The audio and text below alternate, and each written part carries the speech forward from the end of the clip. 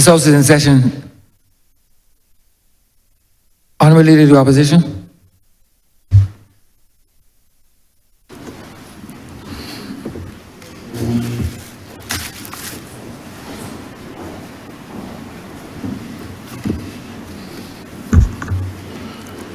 I'm obliged to you, Mr. Speaker. Good afternoon to parliamentary colleagues.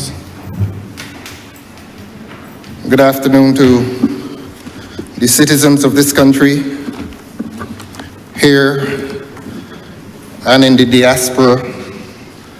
And good afternoon to all other persons who may find that this debate is of some interest. You will permit me, Your Honor, to express deepest gratitude to the Democratic Labour Party, on whose behalf I have the honor to speak. But it is not about me, Your Honor. You will permit me to express gratitude to the people of this country who have demonstrated to me that I can be a part of their voice. And I say thanks to them. You will, of course, permit me to express gratitude to God, who makes all things possible.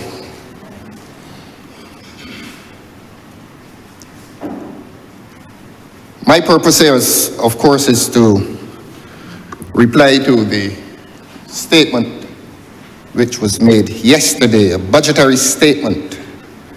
And you will agree, sir, that a budgetary statement is primarily financial. And when one says financial, one would obviously add fiscal. But it embraces social policy, it embraces economic policy. Indeed, it is a statement in the law, since it is made in this highest of the lawmaking bodies. And deriving from a place of legitimate political authority, a budgetary statement is also a political statement.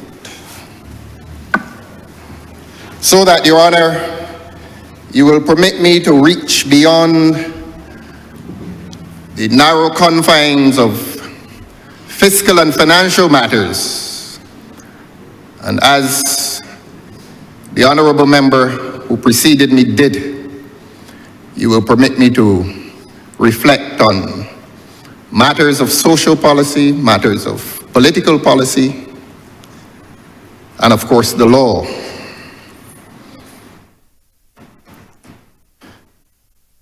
Show me a democracy, and I'll show you a tyranny in the making. Those words were uttered by the ancient Greek philosopher Plato many, many years ago.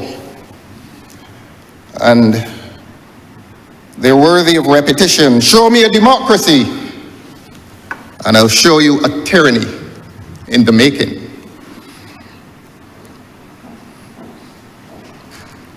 I was born in a democracy in the making. And I think a few years after my birth, the most revolutionary of the moments that made this country a democracy occurred. I was very young. And this democracy found itself in the making before my birth. Let the 1937 riots stand as one of those pivotal moments in the making of this democracy, in the making of this system that gives us not the privilege to be here, but the right to be here. 1940. The Parliament of this country, this Parliament, made lawful what they used to call illegal combinations, trade unions, and the birth of the trade union movement contributed to the birth of democracy. That was 1940. In 1950, this country experienced universal adult suffrage. And if we demonstrate the impact of that event to our young people, let the young people be aware that men won elections in this country by receiving 100 votes. And that was the state of a place that did not enjoy democratic tradition. I go to 1966, self-government, independence, as a pivotal moment in the making of this democracy. But I skip 1961 and I come back to 1961 because, Your Honor, it continues to be my position that 1961 was the most revolutionary moment in the making of this democracy. There will be no personal offense taken when I say to you, sir, and to this country, that this budget comes at a time in our history of what appears to be tyrannical rule. And therefore, the budget must reflect that tyrannical rule. And I say to you, Your Honor, that quite often in life, when we cannot make sense of the events around us, we create a myth. And we create that myth to ward off the fear and the uncertainty that we feel when we do not understand the events around us, even the political events around us. We feel that need to create a myth, a false idea, a false belief, the myth. And somewhere I did read that when we fail to understand the events around us, when we cannot reconcile phenomena, where we stand in the mist, and we feel afraid and we feel uncertain, we create a myth. A myth gives us psychological comfort. It tells us that we are in a zone of safety, except that we are often in that zone of safety, but we rest our comfort on a myth, on a false belief, a false idea.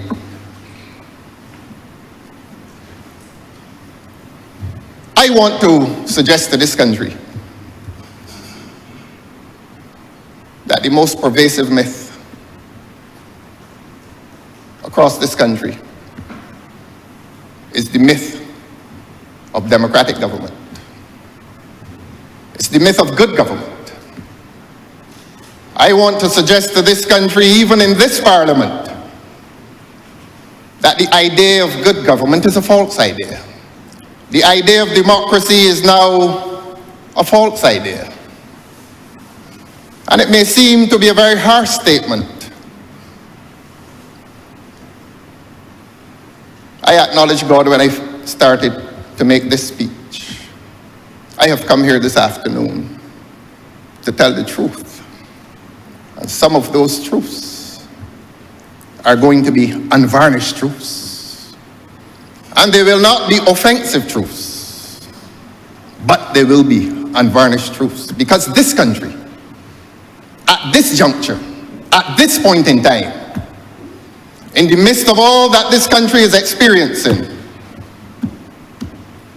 it is the virtue of truth that has abandoned public life.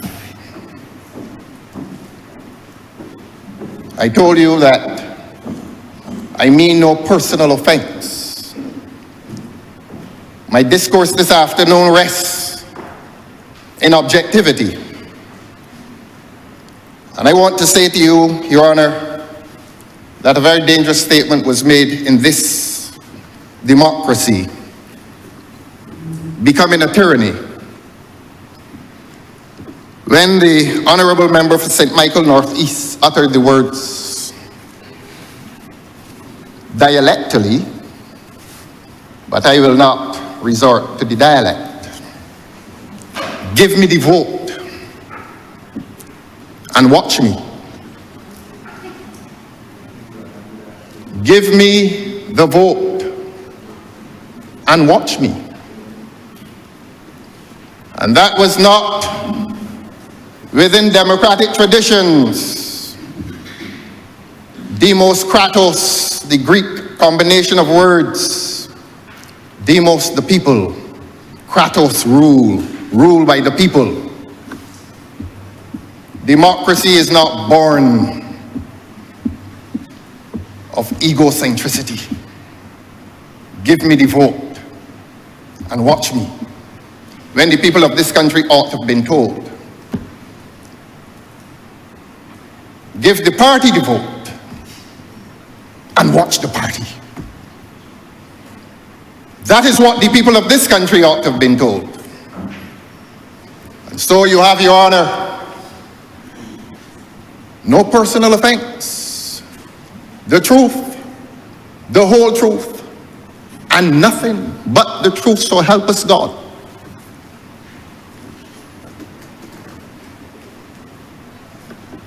And then a few years later, another statement was uttered. In an equally informal setting, all big works got to come through me. So that when I say to you, Your Honor, and when I quote Plato, show me a democracy, and I will show you a tyranny in the making. And I listened to the Honourable Member for Christchurch, East Central, yesterday, and even he, the Honourable Member, made some utterances within his written speech that gave deference to the idea that one person not only ruled the party, but one person ruled the country. And I say to the people of this country, I say to the people of this fair land, I say to the people in this democracy, that that is not democracy. The people of this country have observed the trends in government. These are serious words. I seek no personal favor. I seek no affection across the aisle. My only search is that God will protect this country and restore this country to the safety of its democratic traditions.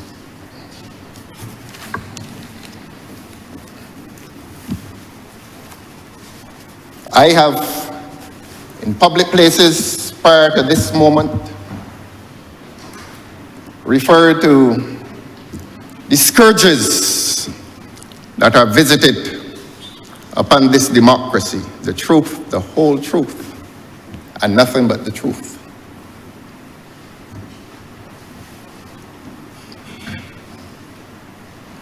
I used to say that there are the 5 horsemen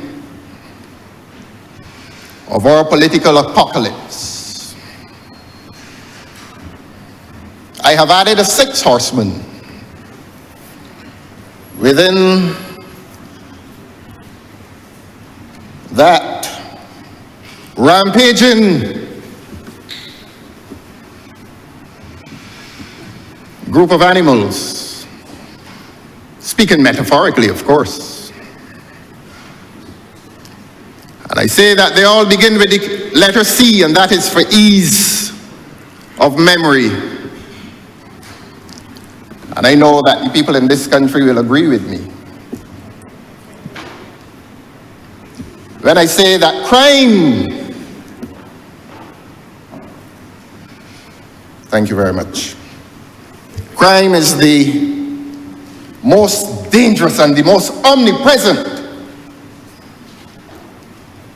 of those horsemen that are marauding across what used to be this fair democracy, now a tyranny in the making. Last night, Your Honor, let me confess to you,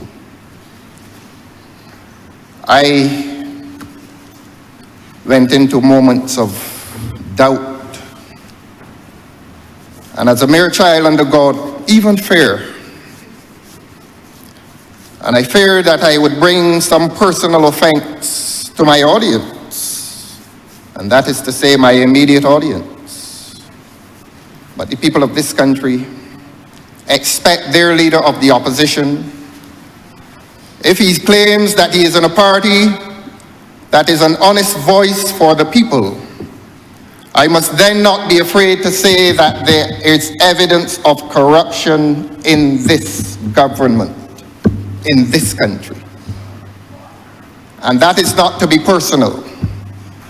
That is to understand that corruption involves the abuse of power.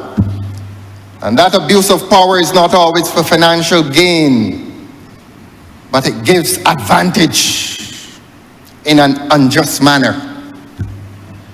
The truth, the whole truth, and nothing but the truth. So help me God. The people sent me here. I have a job to do and I intend to do it. And I say to you, Your Honor, that the third scourge that visits this country, cost of living. There is no man, woman, nor child in this country, unless that human lives a life of absolute comfort, luxurious comfort, opulence even. There is no middle class or working class human being in this country that does not understand that cost of living is tearing lives to shreds and reducing the dignity of families. And if there's a fourth C, it is fairly obvious to all of us who were born at the time that I was born, and those who were born even after I was born, and before, that now understand that we reside in a culture of moral decay. And it hurts.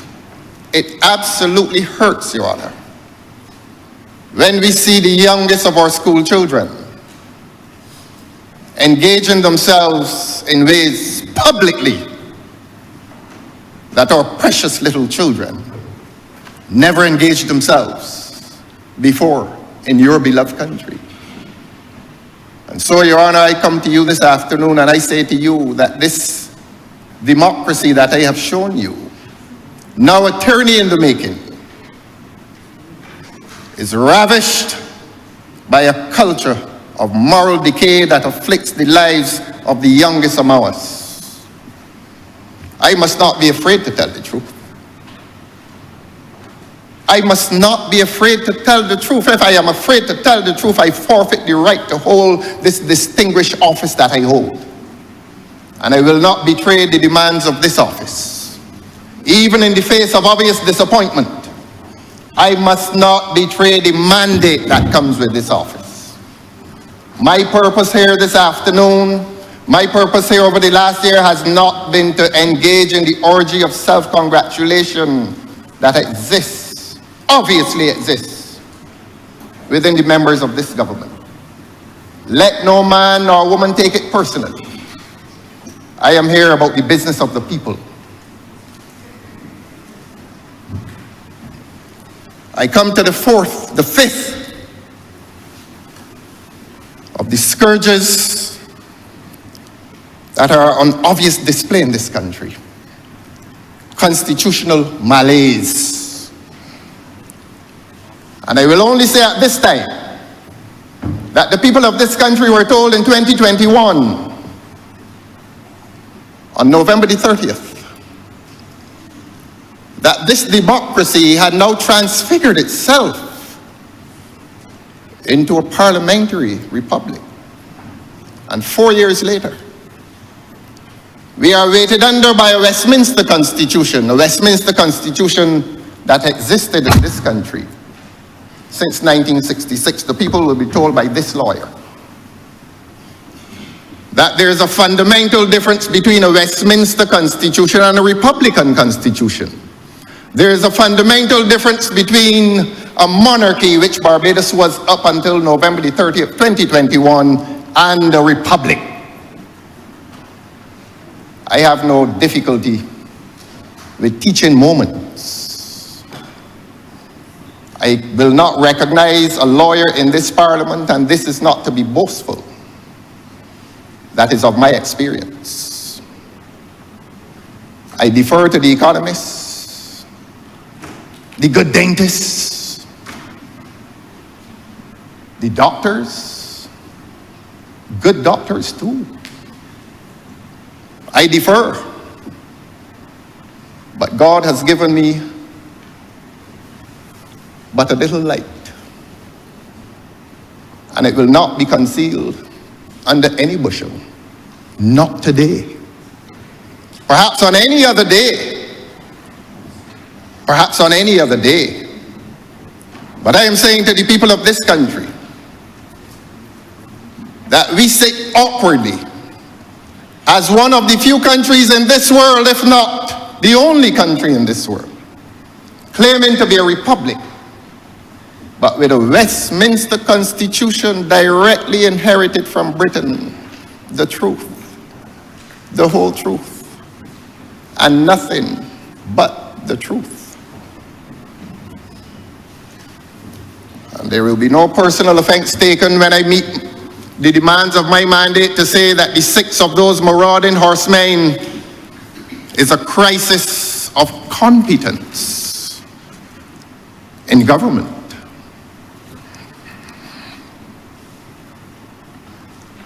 And these scourges all conspire to distort our concepts and precepts of what is good government and what is good governance.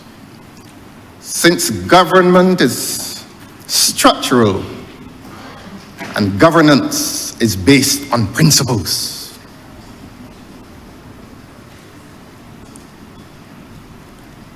And those scourges are conspiring to ruin this society into which I was born. This democracy that was in the making, and this democracy that became complete, and this democracy that now suffers degeneration into tyranny. They're not kind words. They are not kind words. But must I only be a nice man, whatever that is, and come here this evening and add to the myth that pervades this country? The myth that we have good government. And I say to this Parliament, lest it not be known that there is a disquiet across this country. There is a groundswell of discontent across this country. And I'm not here to advise the government, but it would serve the government well, and I'm not interested in the government serving itself well, but if the government made itself familiar with that groundswell, with that discontent that is across this country, this government may come to the realization that all is not well.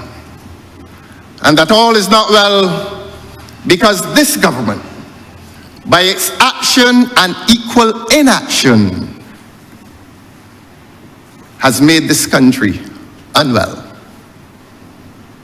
And I know there will be the faces of disappointment, suppressed anger even.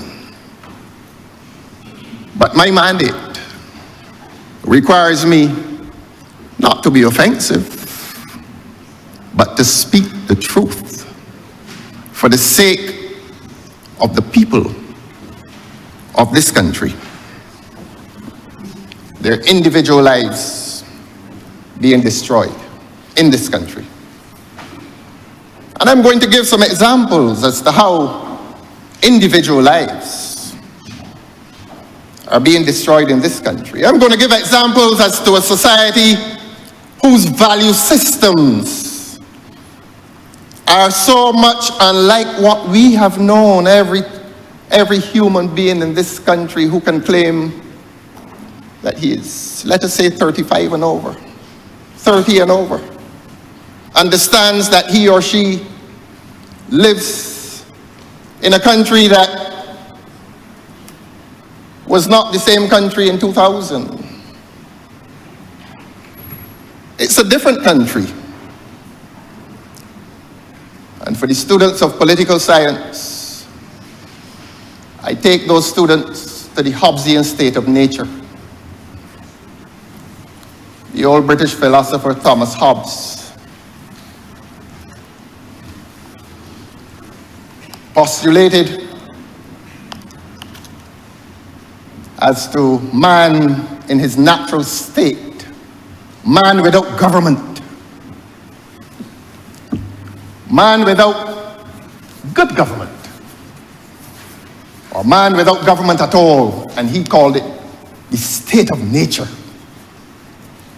And asked to describe what was that state of nature, what was that state of nature without good government or government at all.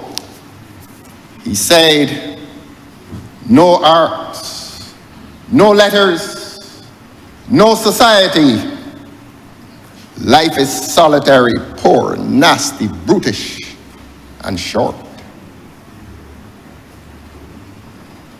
No arts, no letters, no society. Life is solitary, poor, nasty, brutish, and short.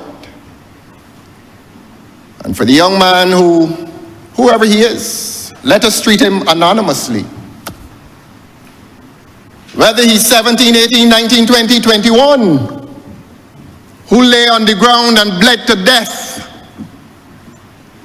by gunshot. His life resembled and approximated that of that Hobbesian man in that state of nature. He dies at the age of 18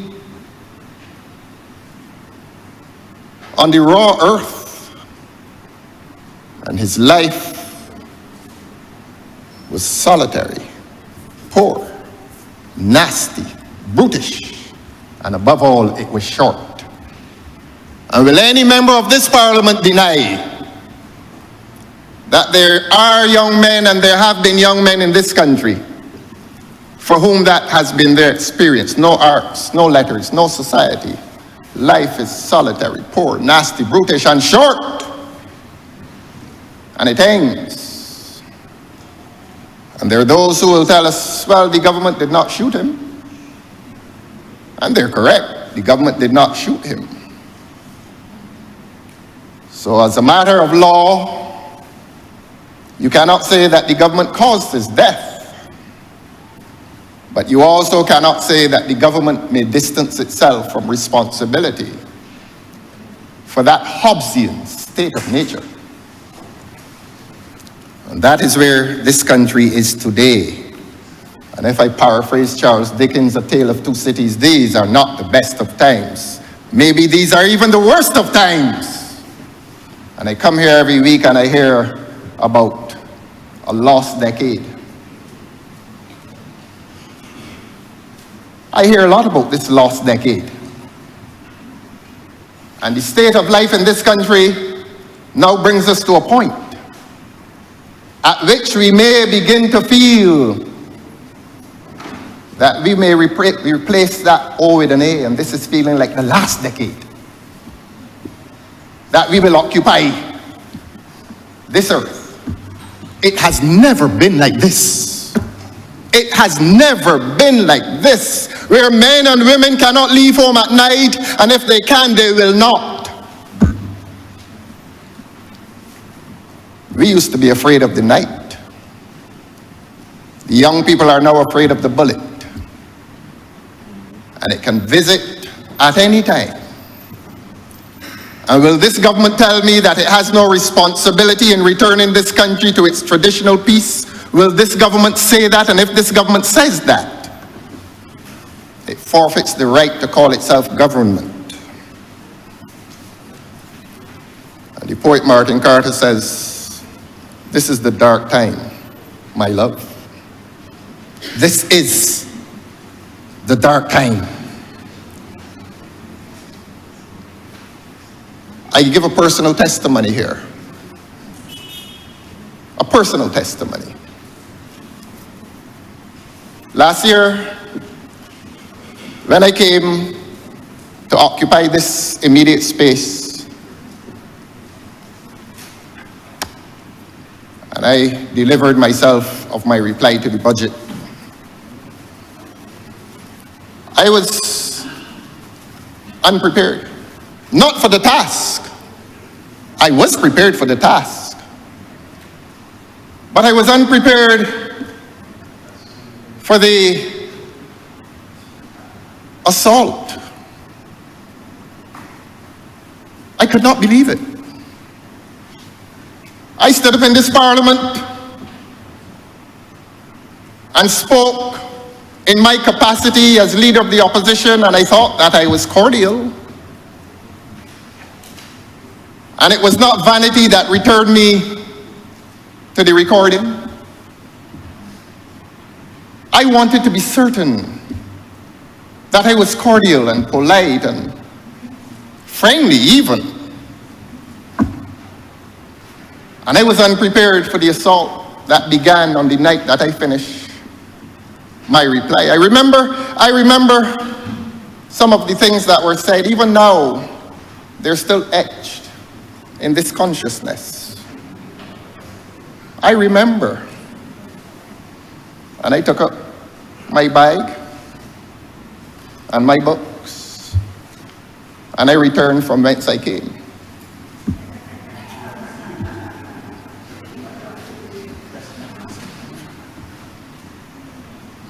And on the way, I heard some of it, and I changed the station.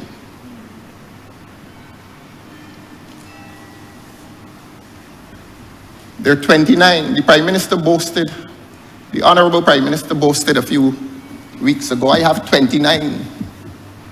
I have 29. That night, I was painfully aware of the numbers. And I was painfully aware of the assault on my character. But I am not seeking sympathy. And it is not my style nor my content to lower the standard of debate in this House to exchanges of assault on the characters of my colleagues. Even this afternoon, I came and I said good afternoon to my parliamentary colleagues. That is how I was taught. That is how I was brought up. And I believe that that is how most of us were brought up. And I have no intention of making any departure from those sacred values that forged my early beginnings into this man.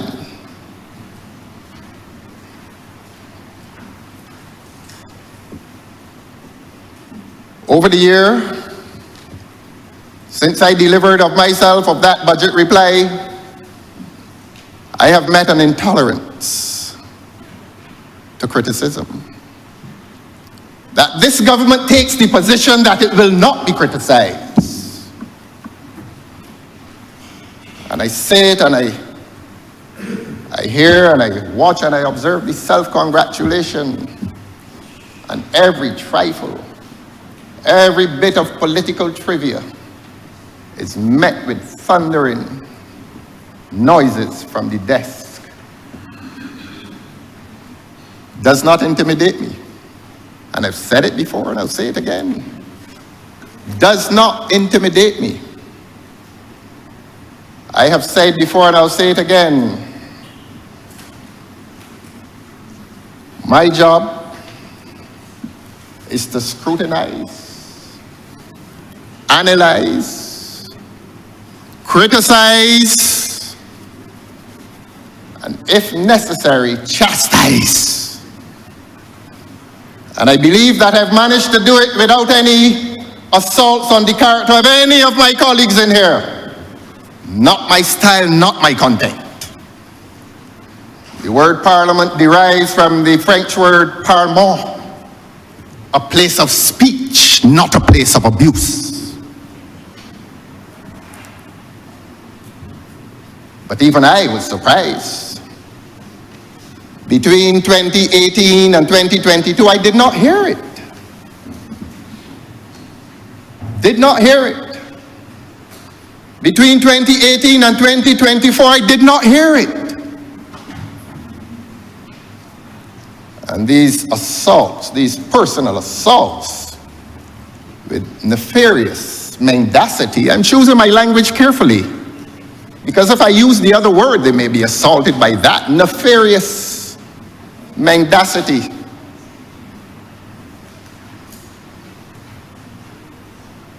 It seems that some members of the government may have thought that my right to oppose the government was exploding that myth that this was infallible government.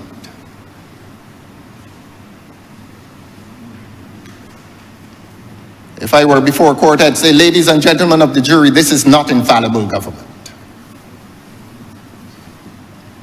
But I was met with that violence. It was not physical, it was verbal.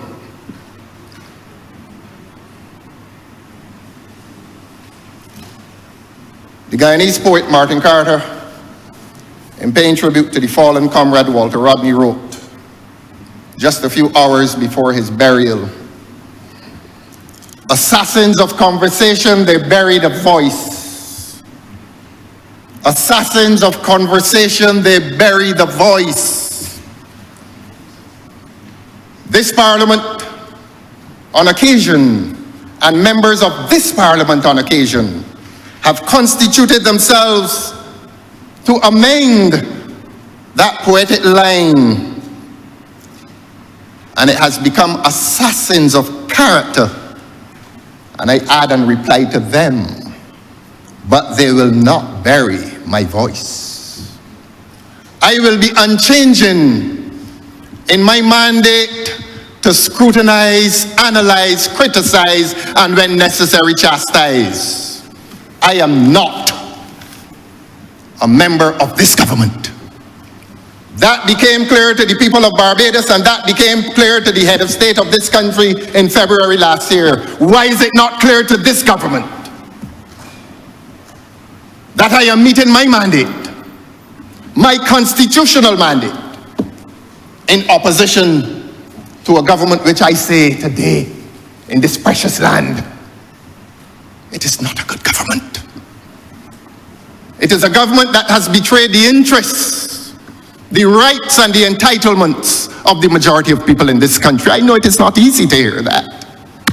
Can't be easy. Can't be easy to have a myth exploded. But you know, Your Honor, this is public office that I occupy, and I respect it.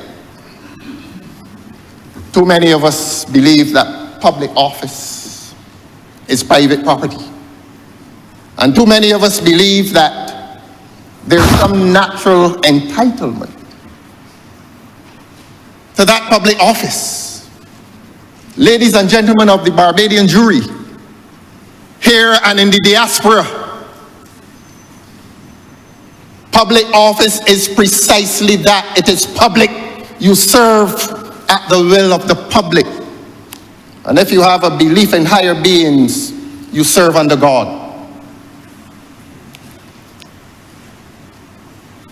And it is with that consciousness that I come to this office. And I do so, I serve with a sense of honor. And not only do I serve with a sense of honor, thanking the good people of Barbados, thanking the framers of the Constitution that I had the right to do what I did last February with no regrets. It is with that sense of honor that I also do so, that I also serve with a sense of duty. And it is my duty, under the Constitution of this country, to oppose the government, and not to oppose for the sake of opposing, but to oppose constructively. I remember every debate in which I participated in this assembly over the last year. And I can look members in their eyes and remind them that on occasion legislation has come to this Parliament. And I have said, Your Honor, I agree with it. I can name the bits of legislation. And that is evidence of my commitment to a constitutional office. That is evidence of my commitment to my duty to serve this Parliament and to serve the people of this country.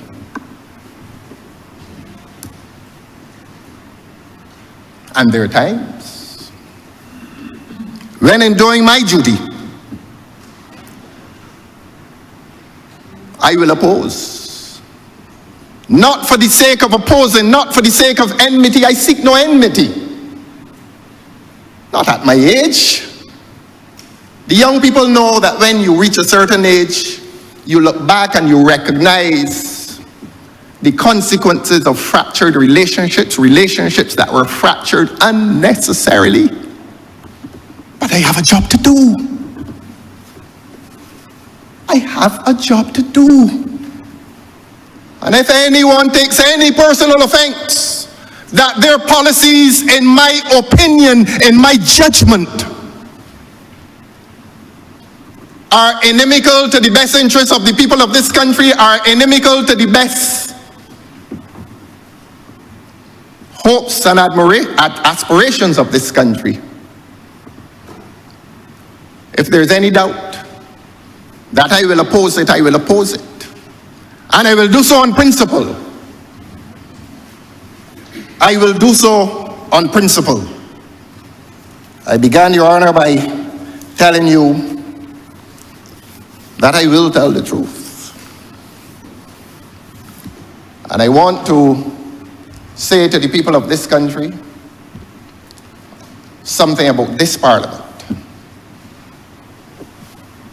and something about public life and something about parliamentary life. I saw some young people around here during the estimates. I think some of them returned yesterday. And humanity is so beautiful when humanity is young. They can be taught. And teaching is one of the most uplifting experiences. And they came and they spoke to me. And in the next conversation, I want to say to them, if they're aspiring parliamentarians, that there is a difference and that they must recognize the difference between objective and legitimate political commentary and personal abuse, which associates itself with the desire to assassinate characters. And I don't mind repeating that the things that I heard in here last year, simply because I opposed the government on behalf of the people of this country,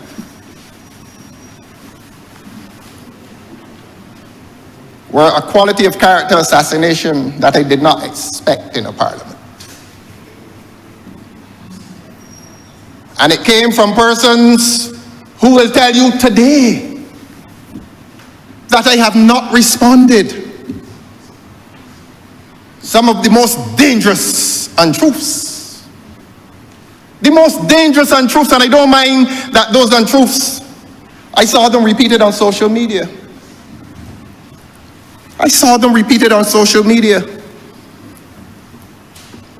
But there is an American writer now dead called W.E.B. Du Bois. You know, he wrote this at the age of 91. I told you that humanity is so beautiful when young, and even more beautiful when old. And at the age of 91, he asked 4 questions. The first was, how does integrity face oppression? How does integrity face oppression? The second question, what does honesty do in the face of deception? The third question, what does decency do in the face of insult? And the fourth question, how does virtue meet brute force? And the young people want an answer from me to those questions. And the young people of this country may even want answers from all the 30 members of this assembly in response, in relation, I beg your pardon, to those 4 questions. How does integrity face oppression? And I say to the young people of this country, remain a person of integrity all the same. And in response to the second question, what does honesty do in the face of deception? Remain honest all the same. And the third question, what does decency do in the face of insult? Remain decent all the same. And how does virtue meet brute force? Remain virtuous. Be men and women of courage all the same. It is courage that is the most enabling of the virtues. I admitted that last night I had some fears as to the content of my speech. Who would I offend? Until I reminded myself there's no personal offense to be taken from any speech I have made in this Parliament between 2018 and the present. I have been principled and I have been objective. Principled and objective.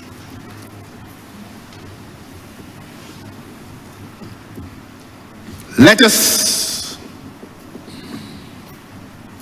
in this Democratic Labour Party, which I have the honor to lead, be men and women of integrity all the same.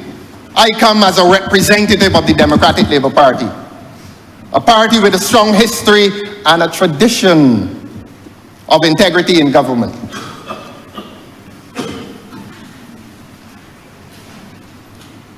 Let us be honest all the same.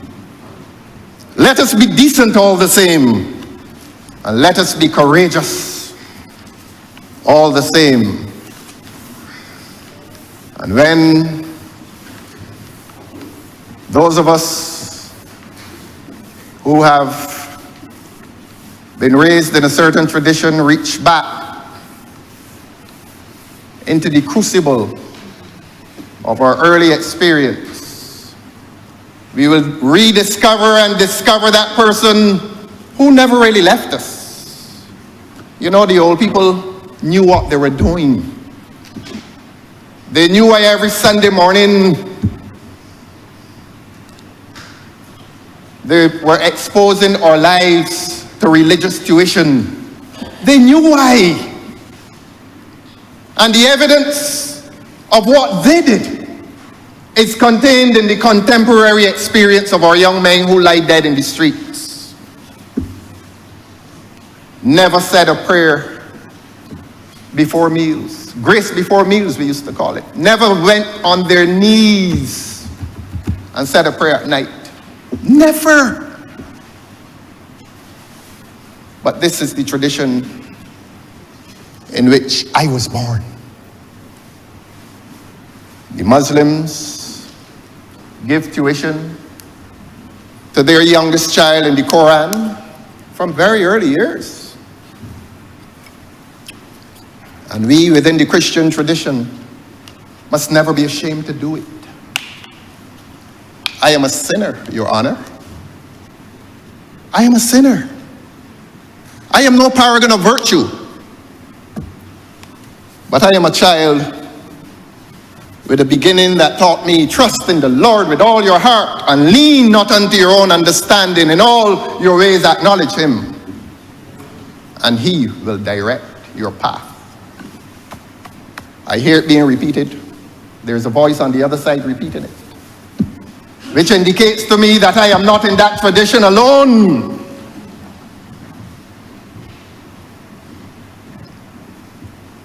And it is that verse, those two verses, Proverbs 3, verse 5 and verse 6,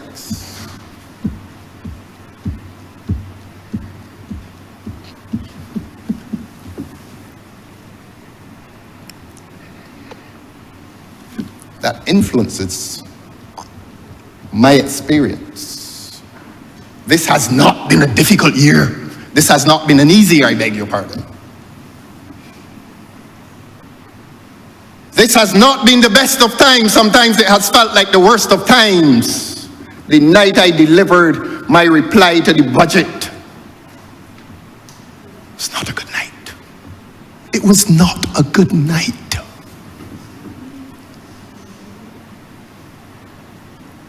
The most vile assaults on my character I endured.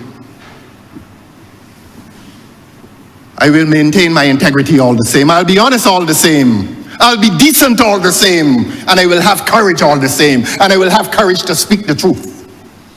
Government, I have come today to speak the truth. And I have always commended to the people of this country that politics for me is not about celebrity status. I do not pursue celebrity status. I pursue service. And in pursuing that service,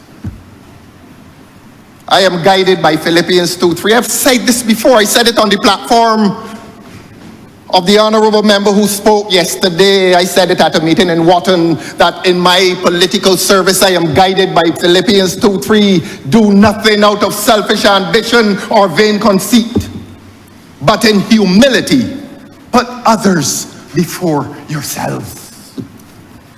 So that this mission is not personal. This mission is for the Democratic Labour Party, and above that, this mission is for the people of Barbados.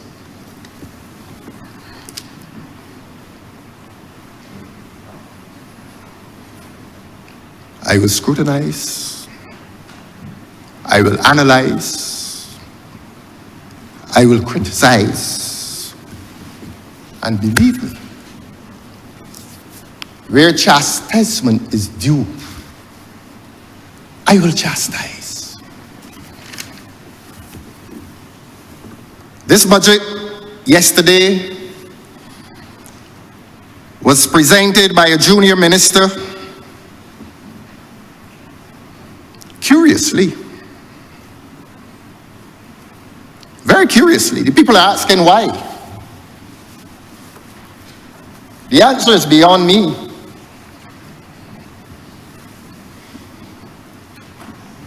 The answer is beyond me. And I can come up with all kinds of theories, as the public has. I've heard them in casual conversation. You visit social media and you hear all kinds of reasons advanced. Has the government reached its point of fallibility? When the junior minister, in the presence of the Honourable Prime Minister, for the first time in 7 years, is on this significant occasion. This is a significant occasion within the political culture of this country. There is no parliamentary day that is as significant as Budget Day. I would not accuse the honourable member for Christchurch East Central for having lowered the prestige of the undertaking. He did not. Because I have said to him in this Parliament, without fear, that I consider him a competent economist. I have said that. And if that is bad partisan politics, I'm sorry. I've listened to him. He comes over as a man who is serious. So I'm not going to accuse him of having lowered the occasion, or reduced the prestige of the occasion. Honourable Member for Christchurch East Central, I respect him. I respect him, and I see him as the member on that side who has demonstrably the best work ethic. He is the workhorse out there. So I'm not going to visit this country. I'm not going to visit this country by making any assault on him professionally. If I thought he was a good economist when I was over there with him, I still think that he is a good economist now. What he does not have with him is a good report. So even good economists give bad economic reports, and this economic report yesterday attracts a failing grade. A failing grade. But the honourable member's appearance here yesterday further exposes the infallibility of this honourable Prime Minister. What is so new and so different? Is he the boy on the burning deck? Has this moment lost its prestige? Or is it just simply a bad report which fits only in the hands of a good economist who is met with the duty even to give a bad report? This is a failed government. This is a government that is failing Barbados. This is a government that is failing Barbados in terms of its economic management, its fiscal management, its financial management. And Your Honor, I say this in the right opposite, the Honourable Member for Christchurch East Central. I read it. I went home and I read it.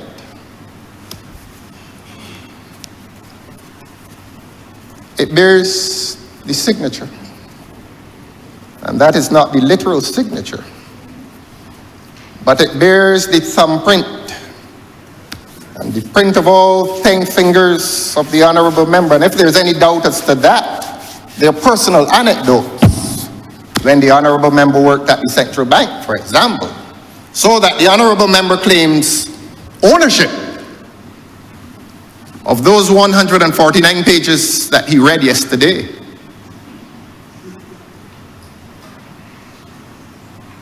I fail you, my friend. I'm not your professor. But the people of this country, by their experience of hardship, by their experience of suffering, all is not well. They fail that report. It is a report that contains distortion, disguise, diversion, and please forgive me when I say mendacity. That's my view. And it is not intended to be a personal assault, my friend. It reflects the experience of the suffering people of this country. That this government has failed to deliver them from the abyss of their suffering. Crime, its nature and quality is unprecedented. And I said earlier, a budget presentation is not exclusively financial nor fiscal, it is a political statement. And the Honourable Member for Christchurch East Central demonstrated that yesterday when he reflected himself on crime. So that if it were not a political statement intended to deal with the scourge of crime, the Honourable Member for Christchurch East Central would not have mentioned it, and he did. I said earlier that corruption involves the abuse of power to achieve improper results.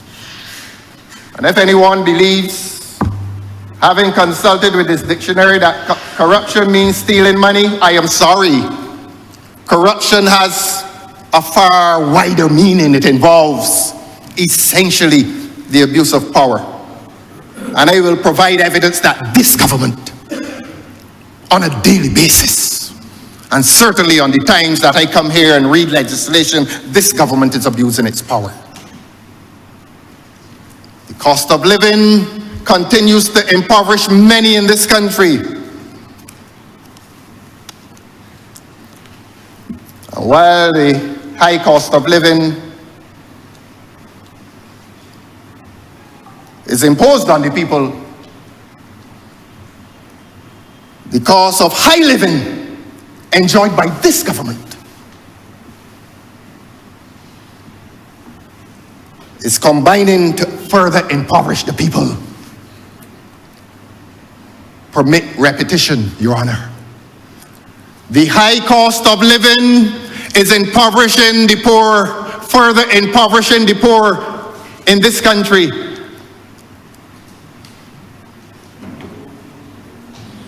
I put it differently. The high cost of living is marginalizing the poor and bringing the middle class close to poverty. The high cost of living. But that conspires together with the cost of high living. And everybody knows the habits of this government. Not personal. It is not personal. This is a high-flying government. Literally and figuratively, this is a high-flying government.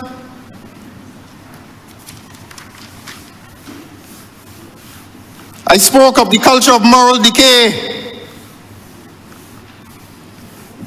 which poses an existential threat to the social order, and I will deal with that before I sit. I spoke of the constitutional malaise, and I will speak later of the crisis of incompetence in government. As one member said, and maybe she said it quite unwittingly, nothing seems to get done. This country is drifting on promises and sweet words from this government.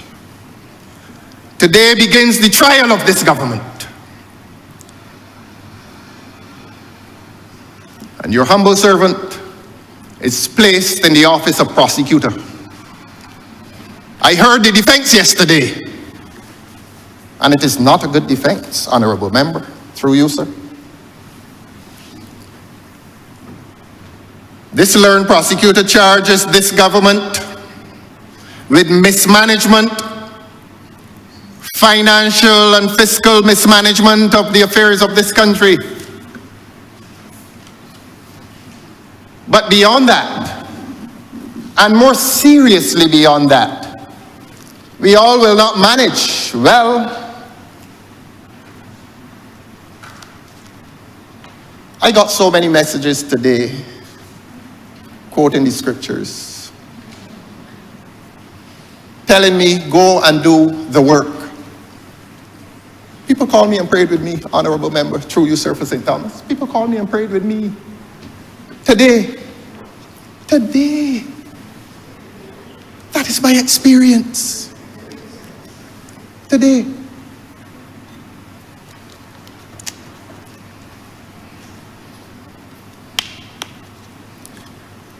There is a spiritual darkness that has seeped into places where there was once light in this society. On the charge that this government has fostered an environment of insidious corruption, how do you plead, government? On the charge that you have done nothing to arrest the high cost of living, how do you plead, government? On the charge that you and your agencies of state have fostered and encouraged a culture of moral decay, how do you plead, government? On the charge that you have moved this country into Republican status and refused to enact a Republican constitution, you are guilty, government. How do you plead? The evidence is clear. Is there a statement in mitigation for a light sentence? On the charge of incompetence, perhaps you may also wish to plead guilty with the hope of a light sentence. The people of this country will return a verdict in accordance with the virtue of light, and this government's darkness will not comprehend it. It will come. I believe it will come. I believe it is on its way. I believe the myth of infallible government has exploded. An honourable member for Christchurch East Central, that may help to explain your appearance here yesterday. A good economist doing a weak job. But even good economists are often called to do weak jobs. I give early notice that I will continue to demand accountability in government spending on overseas travel. I will not withdraw from that. I give early notice that I will continue to ask this government to give account for the many consultants employed by this government across the public service, and that those consultants are undermining the morale of those in the established public service. For one, they're paid sometimes 2 and 3 times and 4 times better. And what are they doing? Sometimes they become ministers, though. Sometimes they become ministers at the expense of those who would not align and therefore resign.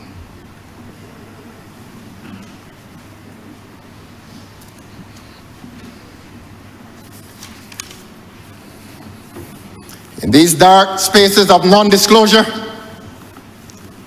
this is evidence of tyranny in the making. The people who love democracy also despise tyranny and despotic rule.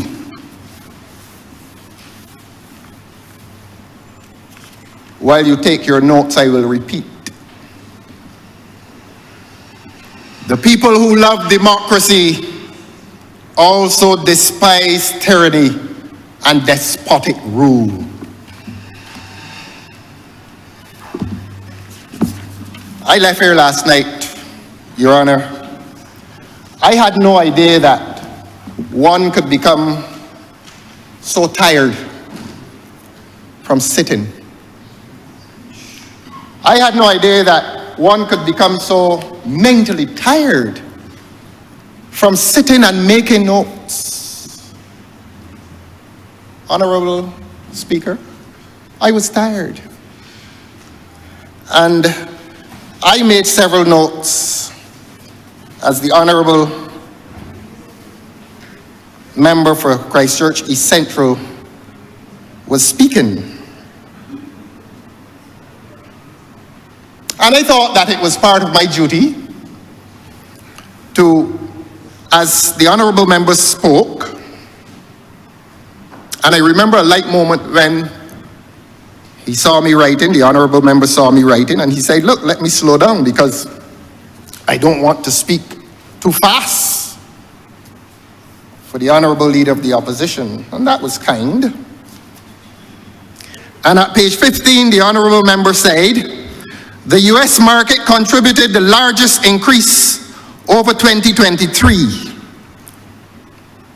I meet my duty, sir, in reminding the Honourable Member for Christchurch East Central that Americans stay for shorter periods and therefore spend less, and this will attract the attention of the Honourable Member for St. Michael West Central.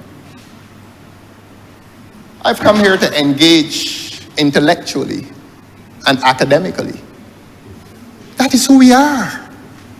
That is who we are. So when they walking around here saying this is who we are, this is who we are. We raise it to a level of decency and dignity. And we come to a parliament and we contained intellectually and academically. We don't come to curse each other. If you want to do that in the branch meeting when you got 6 people up front laughing and carrying on and throwing the caps in the air, well, do that there. Parlement, French, a place of speech, and implied in that a place of dignified speech. And I meet the Honourable Member with that answer. That although the American market has improved, the numbers, and I'm going to use the tourism language, the spend, may not be proportional to the numbers. But that is for the Honourable Member for St. Michael West Central. He will go back to his tourism planners and he will commune with them and say to them that the boast made in here yesterday by the Honourable Member for Christchurch East Central has not been fully explained for the people of this country. And I will remind the Honourable Member for Christchurch East Central that a restaurateur told me a few days ago, and this is not to disparage the tourists, we welcome them. As I've said before, this place feels different when our tourists are among us. We love people, we love tourists. We love the social intercourse. I said social.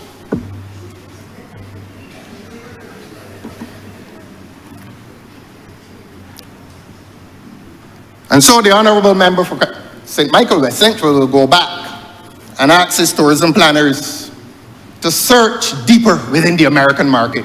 In other words, find some rich ones. Look, we are tourists too, and we are not rich. And we don't expect to be disparaged when we go to other countries.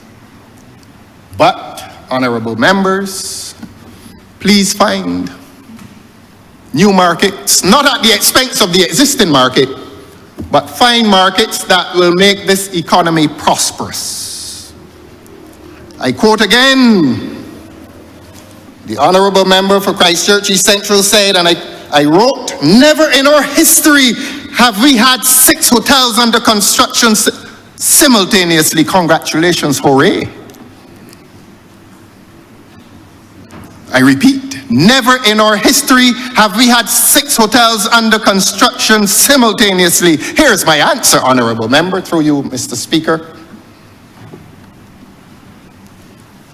A lot of those hotels under construction are being constructed by foreign labor.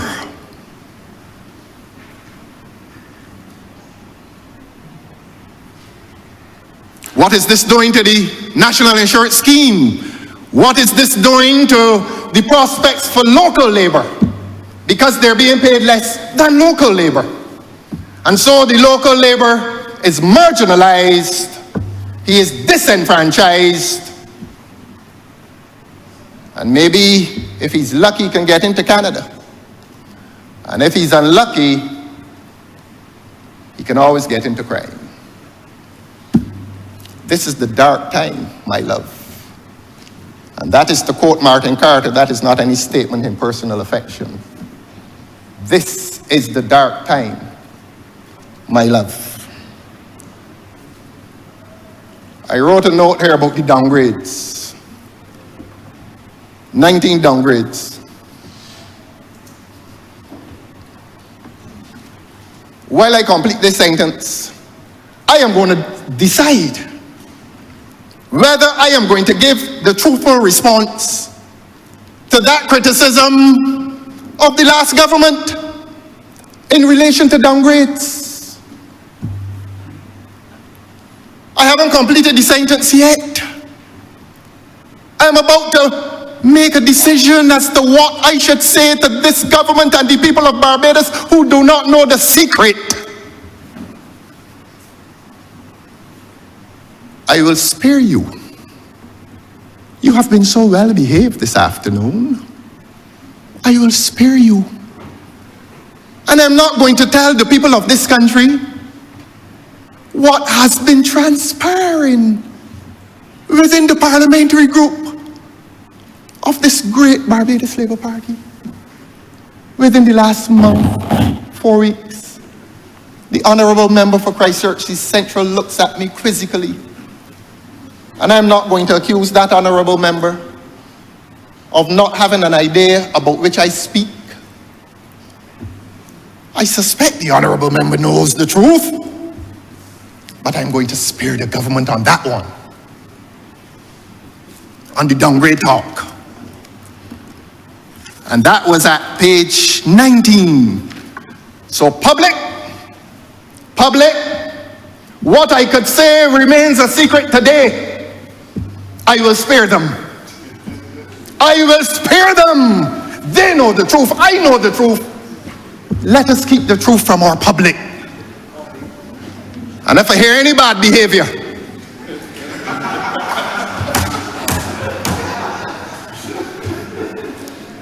they're doing well.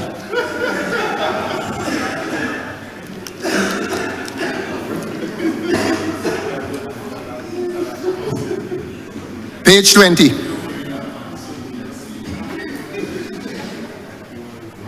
The level of public debt has declined to slightly above 100% of GDP. Now, Honourable Speaker, sir, I did not criticize line for line, but I moved to page 20, and the Honourable member said the level of public debt has declined to slightly above 100% of GDP. Now, unless Rip Van Winkle lives among us,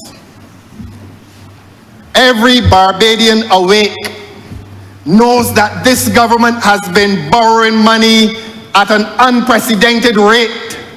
And this government is borrowing money at an unprecedented rate, except that a Minister of Finance, Junior,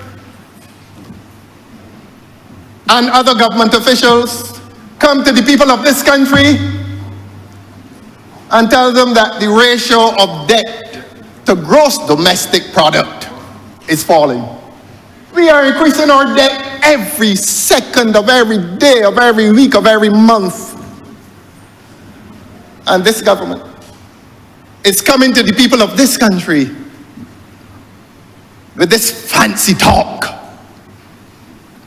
I accused the government earlier of distortion of facts. Honourable member, I'm not the economist that you are. Through you, sir. And maybe you have an answer. And it has never been your style nor content to answer with personal abuse. But I believe you feel it is your duty to give this country an explanation as to what this neophyte in economics just said. I move to page 21 of your presentation, Honourable member.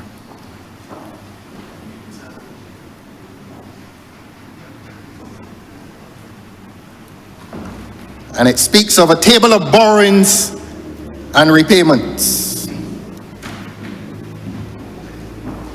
I'm no economist, but everybody knows that this government is borrowing money to repay loans. Everybody knows that. But what this government needs to tell the people of Barbados is what about the interest on the monies borrowed?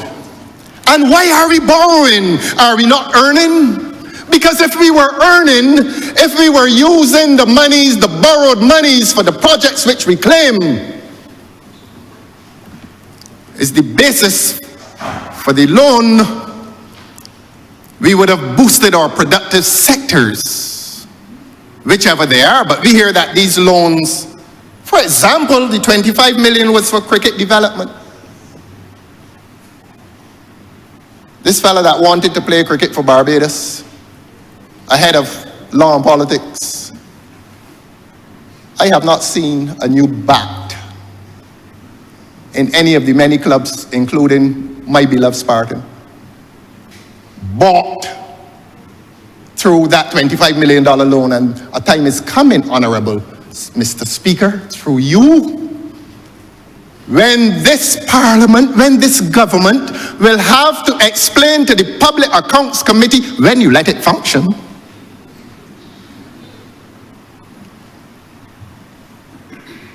where that Comey loan has gone. The people of Oistins heard that they got 5 million. They heard so. They haven't seen it nor felt it, but they heard so. But when the Public Accounts Committee is allowed to function again, all these things will be brought to light under my humble chairmanship. At page 22 of the Honourable Member's presentation, he is quoted to have said, the last time the debt level was under 100% was May 2012.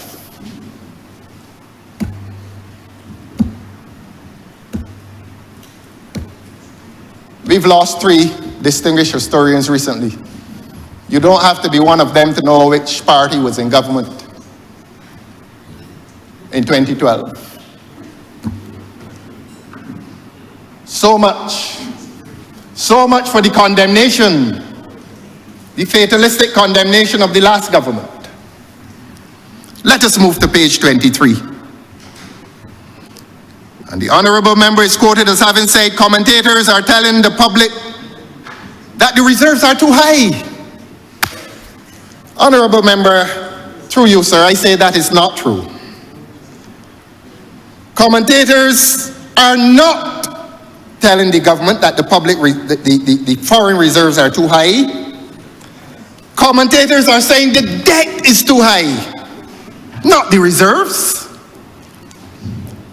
The public commentators are saying that the foreign reserves are high because the loans are frequent, that we are borrowing too much, and that we may pass to the great beyond and leave this burden with our children and grandchildren. I hear that every day, Honourable member. So please, please, please amend that statement.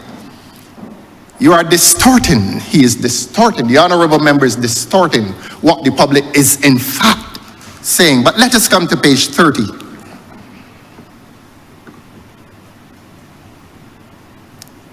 Somehow I wrote it this way. 3 words. Building resilience critical. Building resilience critical. And I made a note that this is a bold statement having regard to the disaster that is housing, but I will come to that in some detail. Let me press on. And this one was the most alarming proposal. And I quote, utilization of up to 50% of unclaimed and undistributed assets, including dormant accounts in commercial banks or credit unions. I am seeing the government, but I want the public to hear me. Whether the government hears me or not, if my interpretation is that this government intends to reach into unclaimed accounts, dormant accounts even, of the living and the dead, and say, I want 50% of that. Has this government now declared itself to be a bank robber? Has this government now declared itself to be a bank robber? Is this government proposing to traverse the banking system, look into dormant accounts, unclaimed accounts, have the discussion, yes, have it, because I want the answer, and say, I want half of that?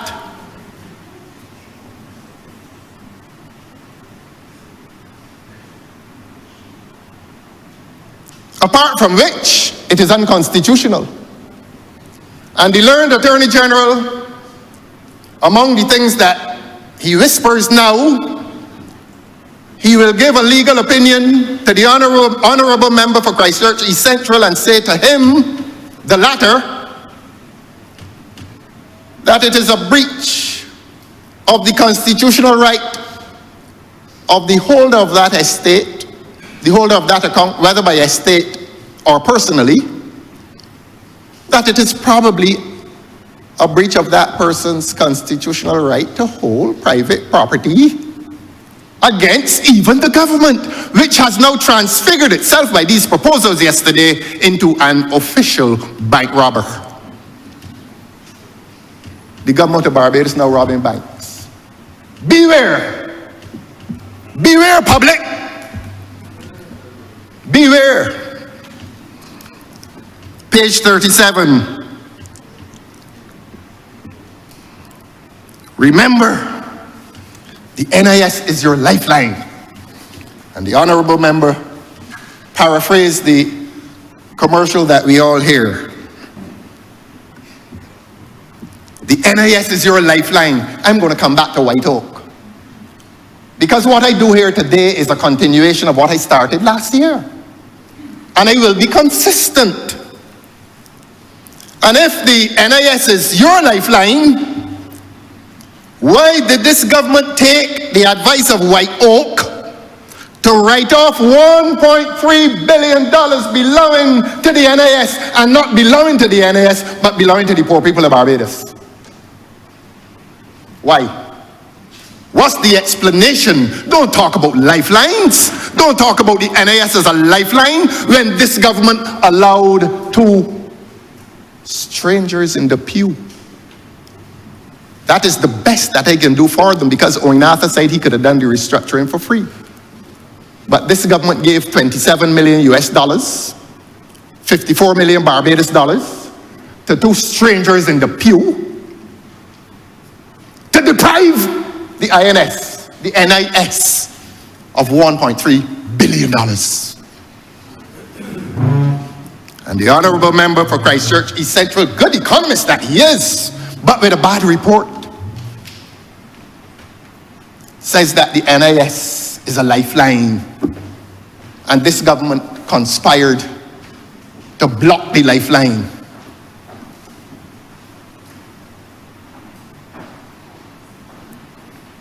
You know, that's not all that they did, and not they. I am eyeballing this government. And I am saying to this government that this government, deprived by its policy the financial viability of the NIS, and that it allowed 2 strangers in the pew to persuade this government, this infallible government, to deprive the NIS of $1.3 billion. There is a professor who wrote an article recently in the papers. I read, and I make certain confessions. And one of the confessions that I make is that I do not know everything. I am not omniscient. And when this debt climate swaps, I tell you, this government, I have never seen an assemblage of persons so successful in selling words, sweet words, sweet tasting words, sweet sounding words. You know, when you got to the hawker, you had to buy. Before you tasted the sugar cake, you could smell it. Sweet. When you saw it, it was so pretty. And when you tasted it, you wondered why you took so long. This government is an even better salesperson. Not selling sugar cakes, though. Selling words. Beautiful words, tasty words. Words that smell so good. And so when they came here and talked about climate swaps, perhaps, and this is to be fair, perhaps the Honourable Member for Christchurch East Central and the Honourable Member for St. Michael South Central, with their academic background, they must have been in a position to teach the rest of us. But I went and I read, and having read, I still, in my humility, confess that I did not understand everything, and that is why I read the professor. And it was the professor who told this country, this region, that arrangement cost the NIS $400 million. It was not said in here. It was not said in here. But it is written by a professor of the University of the West Indies, our beloved University of the West Indies. None of us in here can challenge her. And And all of us must be so poor as to do her reverence. And it was she who made the disclosure that that climate swap cost the NIS $400 million. It was not said in this parliament. I did not understand it. I did not. Today I do. Today I do, and I do not because of what I read and understood. I certainly did not understand it as a result of what the Honourable Member for Christchurch East Central said on the day in question, because I heard sweet words. And those sweet words touched upon my palate. And maybe even I enjoyed it.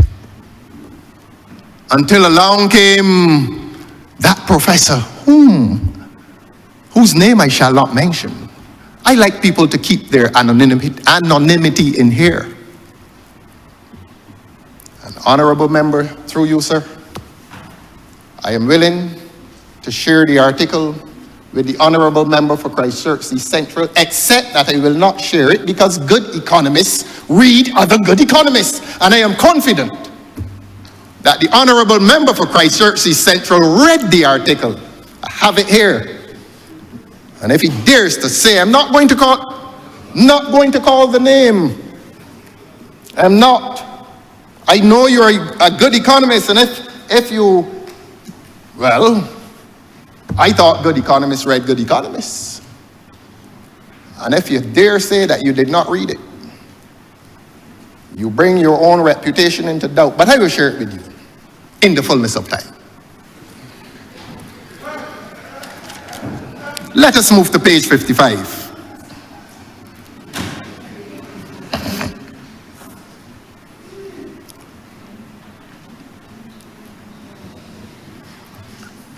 And I quote, the Prime Minister wants to thank the MPs for St. Peter and St. Lucy for their strong representation on this matter. I think we were hearing about the brown water down there. And I paused. And I wondered, but should not the constituents of St. Peter and St. Lucy be thanking their MPs for strong representation? Is that some kind of an admission that nothing is well done unless the Prime Minister knows or participates? What manner of government is this? Your primary duty is to your constituency, not to the Prime Minister. Yes. Who does not know that? Who does not know that he is called a member of Parliament for Christchurch East? That when the Honourable Speaker calls upon us to speak, he does not say the Prime Minister's pick. The Honourable Speaker says, the Honourable Member for Christchurch East, you may address me. Your primary duty, Honourable Members, is to your constituent. And when you dare to bring a Republican constitution, the point will be reinforced, except that this country still is to be told what is a Republican constitution. This is a parliament, and when you are in this parliament, you are a member of this parliament. When you are on Bay Street, you are a minister, but you come here as a minister representing your primary duty in this body is to represent your constituency. If you don't know that, I'm going to buy a pipe, put it in it, and hand it to you to smoke it. Page 71. If left unchecked, a minister has a duty to report to Parliament, to give account to Parliament. But the basis of your membership here rests in what your constituents did. They voted for you. So don't thank the Prime Minister. according to the myth of infallibility, according to the myth of supremacy, thank the constituents. For God's sake, thank them. And I know the Honourable Member for Christchurch East Central will not do that again, because it discloses much about the state of this government.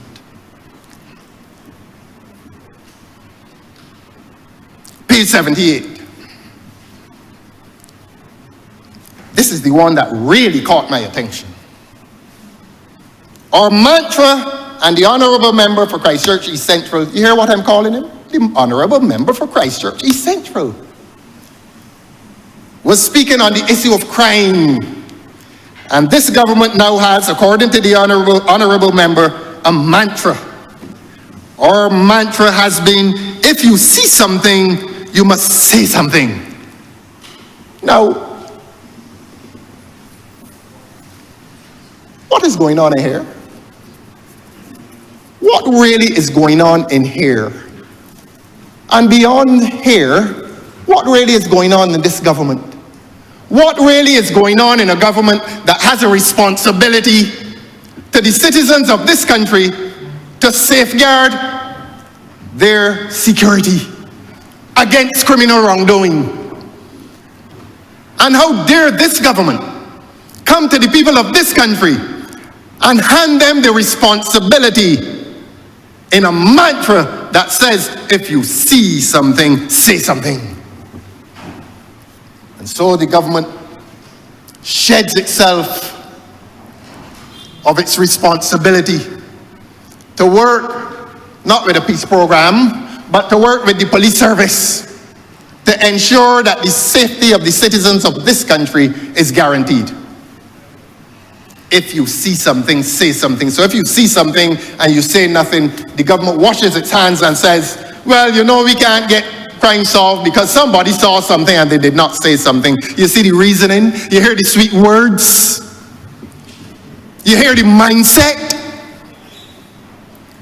That this government intends to take responsibility for nothing, including resolving crime. If you see something, say something. And if you see something and don't say something, you then become responsible. I turn to the public. And I say to the public of this country to reject that. To reject that reasoning.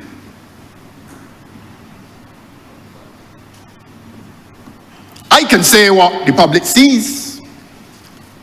The public sees a police service undermined by the government. And I don't say that because it sounds good. I say that on the basis of some scheme around here in which we are rewarding criminality, in which we are bringing men of dubious character and reputation and record into secret places. And this will be no secret. I held your secret earlier, government, but this secret I'm not holding. And the Honourable Attorney General of this country must now tell the people of this country whether some men were getting $8,000 a month to keep the peace. Not holding any more secrets. I held the other one a few minutes ago. Not holding this one. The citizens of this country live under a government that has been inactive. Financial association with criminals. No big words. And the now former minister sat in that place a few days ago and said that sometimes he has a choice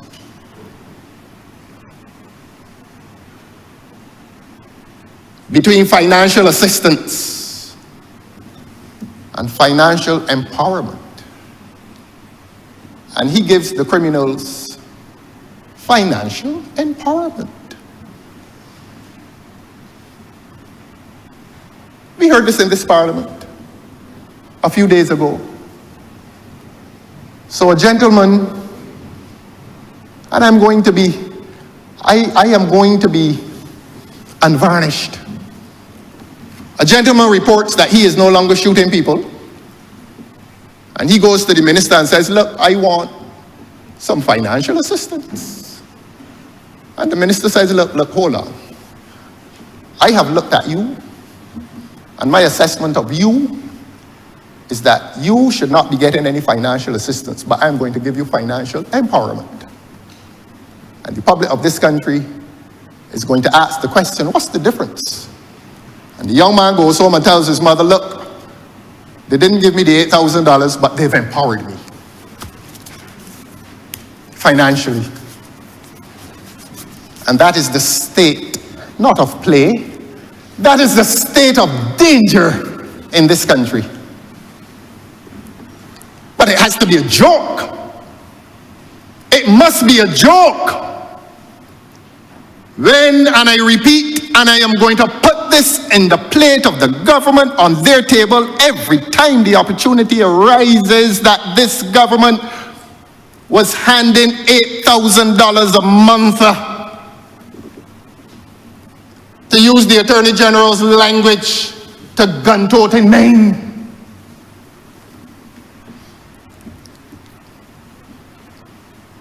If you see something, say something. That's the government's mantra. A few days ago, I saw something, and I'm saying something now, that this government, under that minister, in that ministry, was empowering members of the criminal community. Your Honor, it gets worse. It gets worse. And I challenged it. I challenged it legally and morally. And a member in this government took me on, and with the emotive historical language met me with the response, you don't know lick and lock up done with? Yes. Not a personal attack. Not a personal attack. Come, let us reason together, government. And it is wrong to tell the young men of this country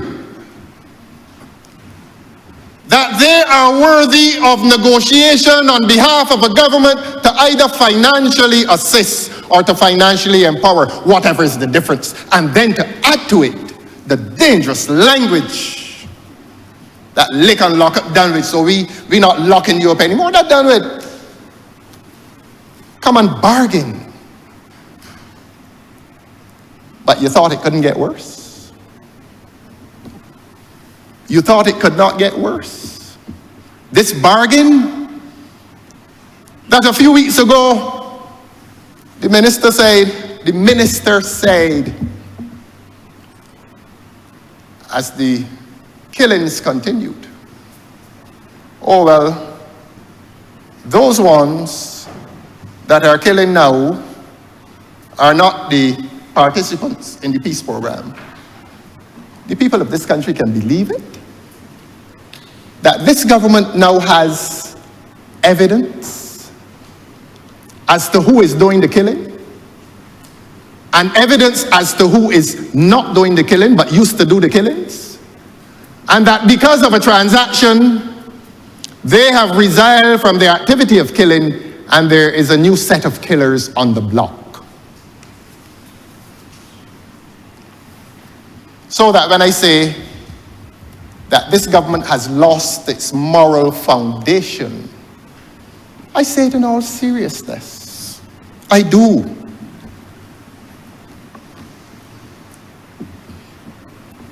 I see a government that is passing weak and toothless anti-crime legislation, including the New Bail Act. Said it in here before, and I'm going to say it again. And I'm going to let the people of Barbados know that it is my considered opinion as a senior lawyer in this country and this region that the New Bail Act does nothing that wasn't done by the Old Bail Act. And if I go so far as to accuse the government of having done that deliberately, I hope that I'm wrong. But the government in this country is soft on crime. Why? Are there electoral implications? We assessing criminality, or we counting votes? Which? Somebody has to say it. And somebody has to say it in this parliament. And somebody has to say it in the public life of this country. The whispers must leave the street corners and come into this parliament. And it must come into this parliament couched in truth. Are we assessing criminality, or are we counting votes? If you see something, say something. I have seen something. I have seen the evidence of the abuse of power, even in relation to criminal wrongdoing in this country. So I'm saying it. What will you do, government? We see the emergence of garrison communities in this country. A dangerous emergence. Garrison communities in this country. Communities that have become impregnable against even police intervention, and it becomes impregnable against police intervention if the state, and I'm going to use neutral language, if the state is now entering into negotiation with the members of those garrison communities. I say to the people of Barbados here and in the diaspora, that. So where's the police? Where are the police in this matter? I will have something to say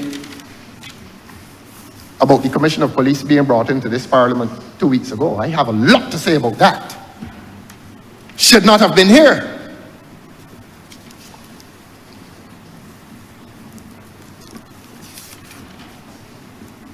I want to say through you, sir, to the Honourable Member, I'm going to leave that alone for the time being. I want to say through you, Your Honour, to the Honourable Member for Christchurch East Central, that there has been a conspicuous disappearance of any government capital works projects from this budget. Last year, the Honourable Prime Minister came and boasted about the capital works projects intended to be undertaken by government. This budget this year says more about corn curls than it says about government buildings.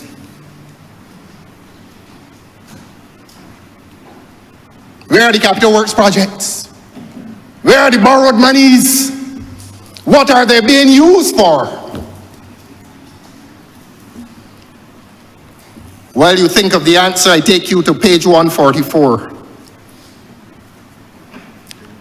And I quote, "There would be some additional supplementaries on critical expenditure to fuel inclusive growth." I read again, "There would be some additional supplementaries on critical expenditure to fuel inclusive growth." Now, that sentence is futuristic. I'm not sure if the speech was written before last Friday, when this government came into this chamber and added 327 or 29, let's say $327 million to its expenditure over and beyond what the estimates provided for last year. A few days before the financial year is about to end on March the 31st, 2025, I'm going to demystify this for the public. A lot of what you hear, there's no mystery to it. The estimates are estimates of expenditure. As the old people used to say, reckon your money and decide how you're going to spend it. That's all this government does, or any government. You reckon your money and you decide how you're going to spend it. over a period of a year or a week, as the case may be. And I am saying that this is an overspending government. When a few hours before the financial year ends, this government comes and tells the taxpayers of this country, look, we want another $327 million of your property, of your currency, to spend between whatever period, between last Friday and the end of the month, which is 21 days away or 20, something like that. Or when the Honourable Member for Christchurch East Central made that statement yesterday, is the Honourable Member saying that he's coming back for more? Or was the budget speech written before the Honourable Member came to this house and got another $327 million in the taxpayers' money? This is an overspending government. This is a government that is borrowing millions of dollars, billions now. But they're showing, they are demonstrating that those millions borrowed are being spent.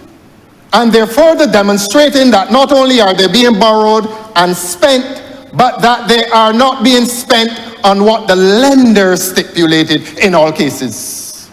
The 25 million for Kensington is a prime example. The Public Accounts Committee will meet shortly. And please, members, please do not do to me what you did to me last time. Please allow me to exercise the little power that I have as chairman of the Public Accounts Committee. Please allow me that. I don't have any power in here.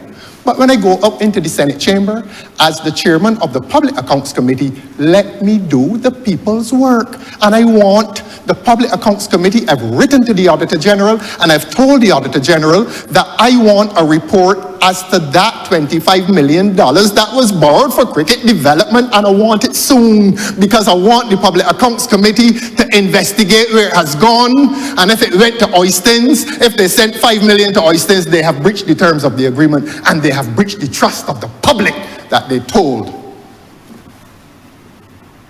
that it was for cricket development.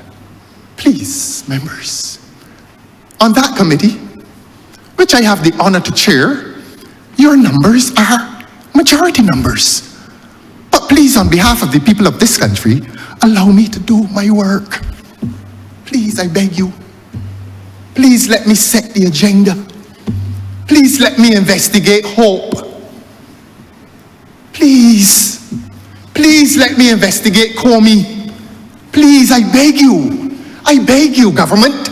I beg you in your majority numbers, what now must I do? Must I go to the people of this country and lament my own failure as chairman of a Public Accounts Committee? I beg you, please let me do my work. Please, I beg you. At page 149, the minister ended his speech by commenting on settlement. Now, this speech must have been written before the events of the last 3 weeks, Honourable Speaker, because I can't believe that the Honourable Member for Christchurch East Central is so disjoined from political events. He is a technocrat. And I've accused him of being the hardest working member of this government. And maybe he is so steeped in his labors that he stands unaware as to what is happening in htown, that the people of this country are in rebellion against that htown development, and that is the area of settlement by the British. And that is a celebrated place. For the British, that is a sacred place. And this government, beg your pardon, has taken a position against the wishes of the people of this country. Not only the English, but Barbadians as well.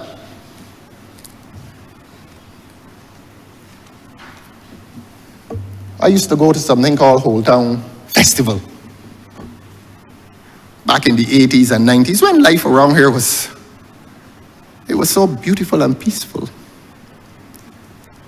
And hundreds of people would spend that weekend at the htown Festival.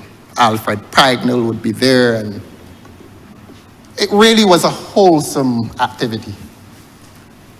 Nobody went down there and fought. Nobody went down there and killed anybody and received an excuse that they can lock up down with so you could kill people and go along home and sleep.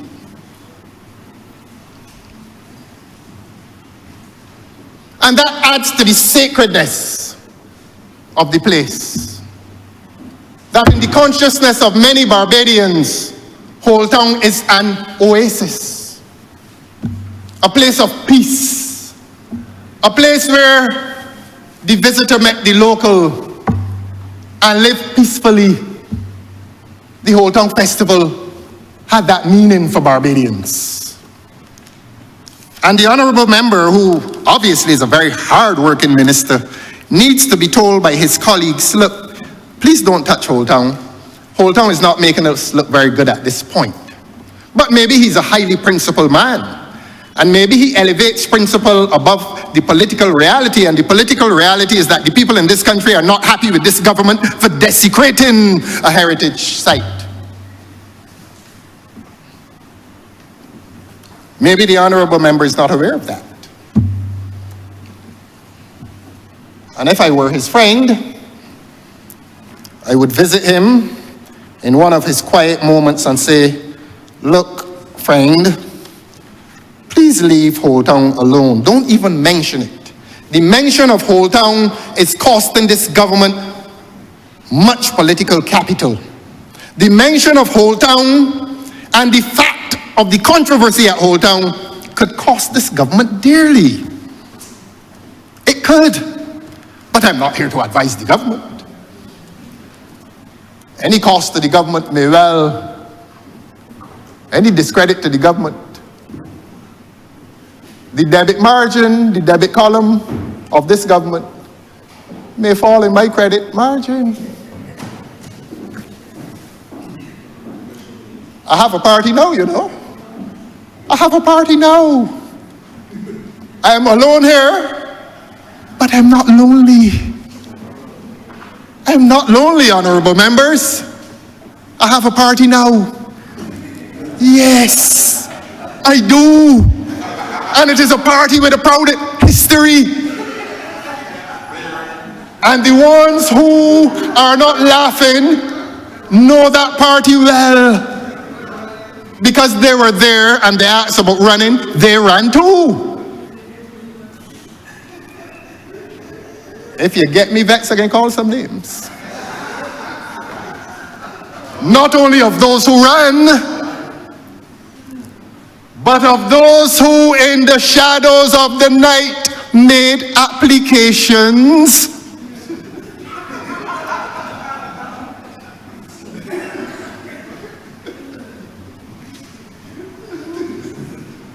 Yes, the Honourable Speaker does not allow names to be called in here. And you have been saved by that rule. But if you push me... I can create an exemption if you want it.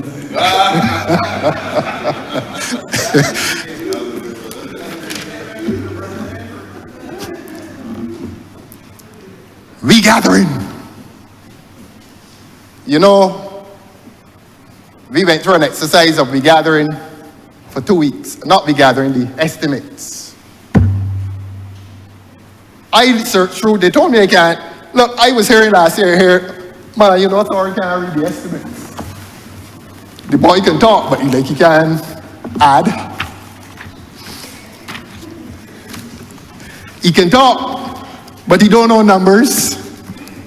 That's what they said in here last year. So I had some help. And I asked my help to go through this voluminous document full of distortion and tell me where the regathering money is coming from. And people of Barbados, we have discovered that this government is separating, parceling out, regathering money across various ministries. Are they hiding it? Are they concealing it? But I can't read numbers. I talk pretty, but I can't read numbers. So I had help. So I want the people of Barbados to know, and I say this in the presence of the goodly gentleman who presented yesterday, that it will become his duty in response to tell the people something about this regathering. Tell the people, if regathering is a culture event, an event belonging to the Ministry of Culture, why you didn't place all the money there? If it is an event belonging to the Ministry of Education, why you didn't place all the money there? But what does it say generally about these estimates when this clever government is parceling out, regathering money between 4 and 5, perhaps 6 ministries? Is it to mislead the people of Barbados? And can the people of Barbados rely on the numbers that I can't get read? So my help has told me what the numbers are. And what my help has not had to tell me is that we don't believe the numbers. My help has told me that a lot of regathering money is being spent outside of what has been disclosed. But my help does not have to tell me that regathering is not an authentic national event, that regathering is a partisan event. It is an event sponsored by the Barbados Labour Party using taxpayers' money. And that is morally wrong. I've heard the Minister of Foreign Affairs in a church service, good to see him in a church, trying to explain what regathering is conceptually. The sentence is not complete to this day. He said something about love and something about love. That's the part I heard, because it was interesting to hear the Honourable member speaking of love. He's a love man. And he was telling the people of this country that it is rooted in love. I think they took up former member for Christchurch West. And he said something about love too. So nobody has been able to properly explain, what is this regathering about? Well, let me tell the people of Barbados what it is about. That there was a launch that took place in London of this so-called regathering. And the logo of the Barbados Labour Party appeared on that advertisement.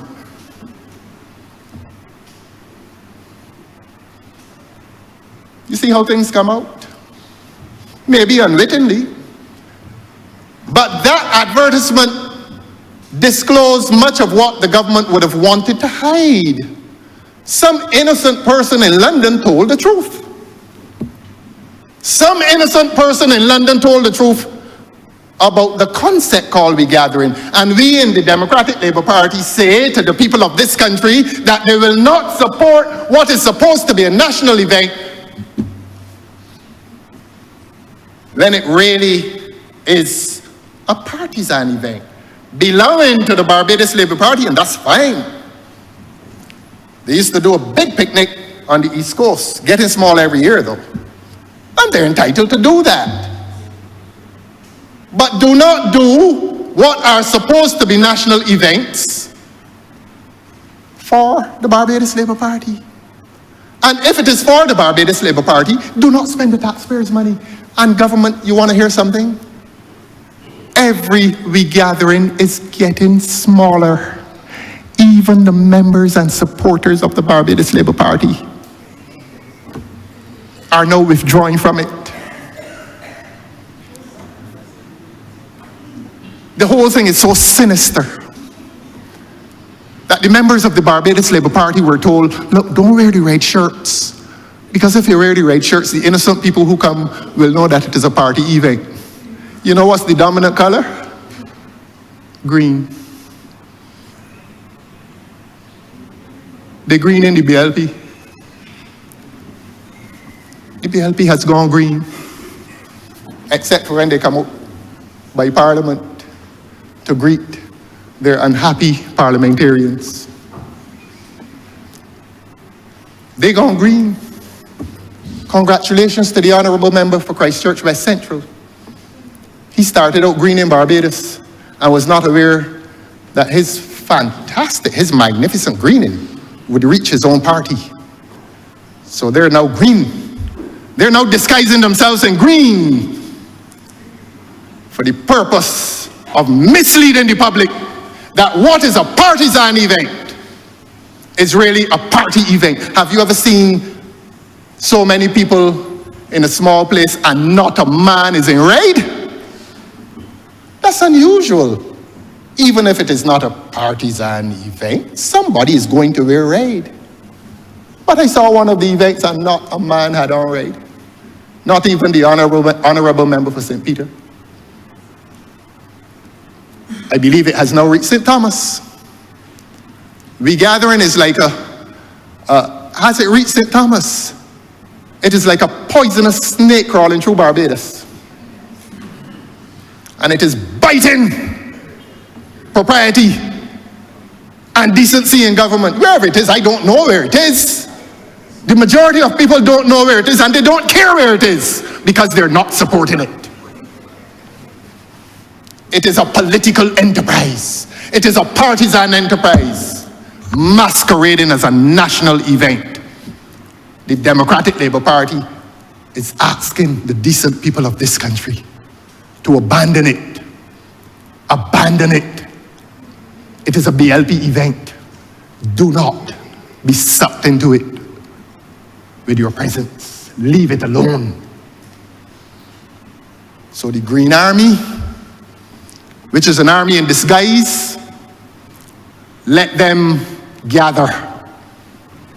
The rest of us who are afraid of crime will scatter.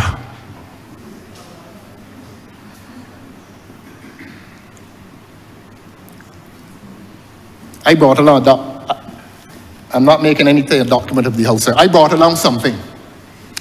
Let me leave it at that. You know, immigration is asking visitors to this country if they're coming because of the regathering. Ask this government to disclose the figures from immigration as to how many returning Barbadians have said that they are visiting this country because of regathering. How many, government? People are going to come here in July and August for crop over. Nobody is coming to this country for regathering because we're in the technological age. And those in the diaspora who are probably hearing me right now, as I speak, are being made aware that decent Barbadians are being asked, whether they're B, D, or X, not to support a partisan event that is masquerading as a national event. Masquerade, painted faces on parade, Sir Andrew Lloyd Webber, Phantom of the Opera.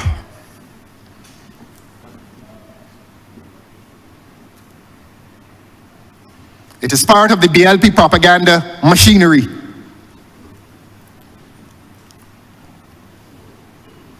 The Honourable Member for Christchurch West Central treated me well. He treated me well when I was over there. Still do. And the Honourable Member came and told me, look, I am greening Barbados. I intend to green this place. And he donated 2 parks. I took him and I showed him, give me a park in St. Laurent in Harmony Hall. And give me a park in Ashby Land.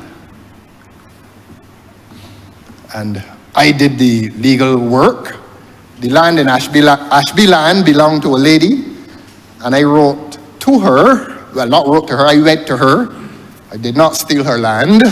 I've never stolen anybody's land, nor their money. And I went to her and I told her, donate this land to the NCC.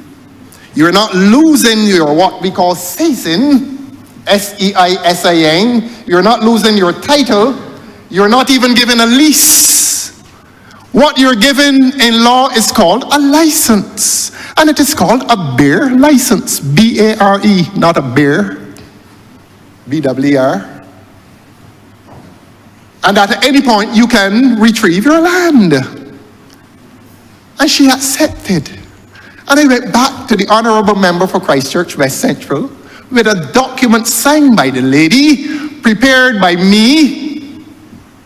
Not only am I a good parliamentary representative, I am a good lawyer. That is all I can do. I'm not a good dentist. I'm not a good doctor. I'm not even a doctor nor a dentist. That is all I am, honourable members. And so I prepared the document using my experience. But that is the long story. The short story is this: that the Honourable Member for Christchurch West Central came and paid personal attention when he was a better representative. And I said to him, I want 2 benches. And the Honourable Member gave me 2 benches, or 3. And the Honourable Member had them painted. And you all know where the story is going. They know where the story is going, sir. They know what color the benches were painted in. And if the Honourable Member were allowed to interrupt my speech, he would say that those benches were painted either green or blue. I cannot remember.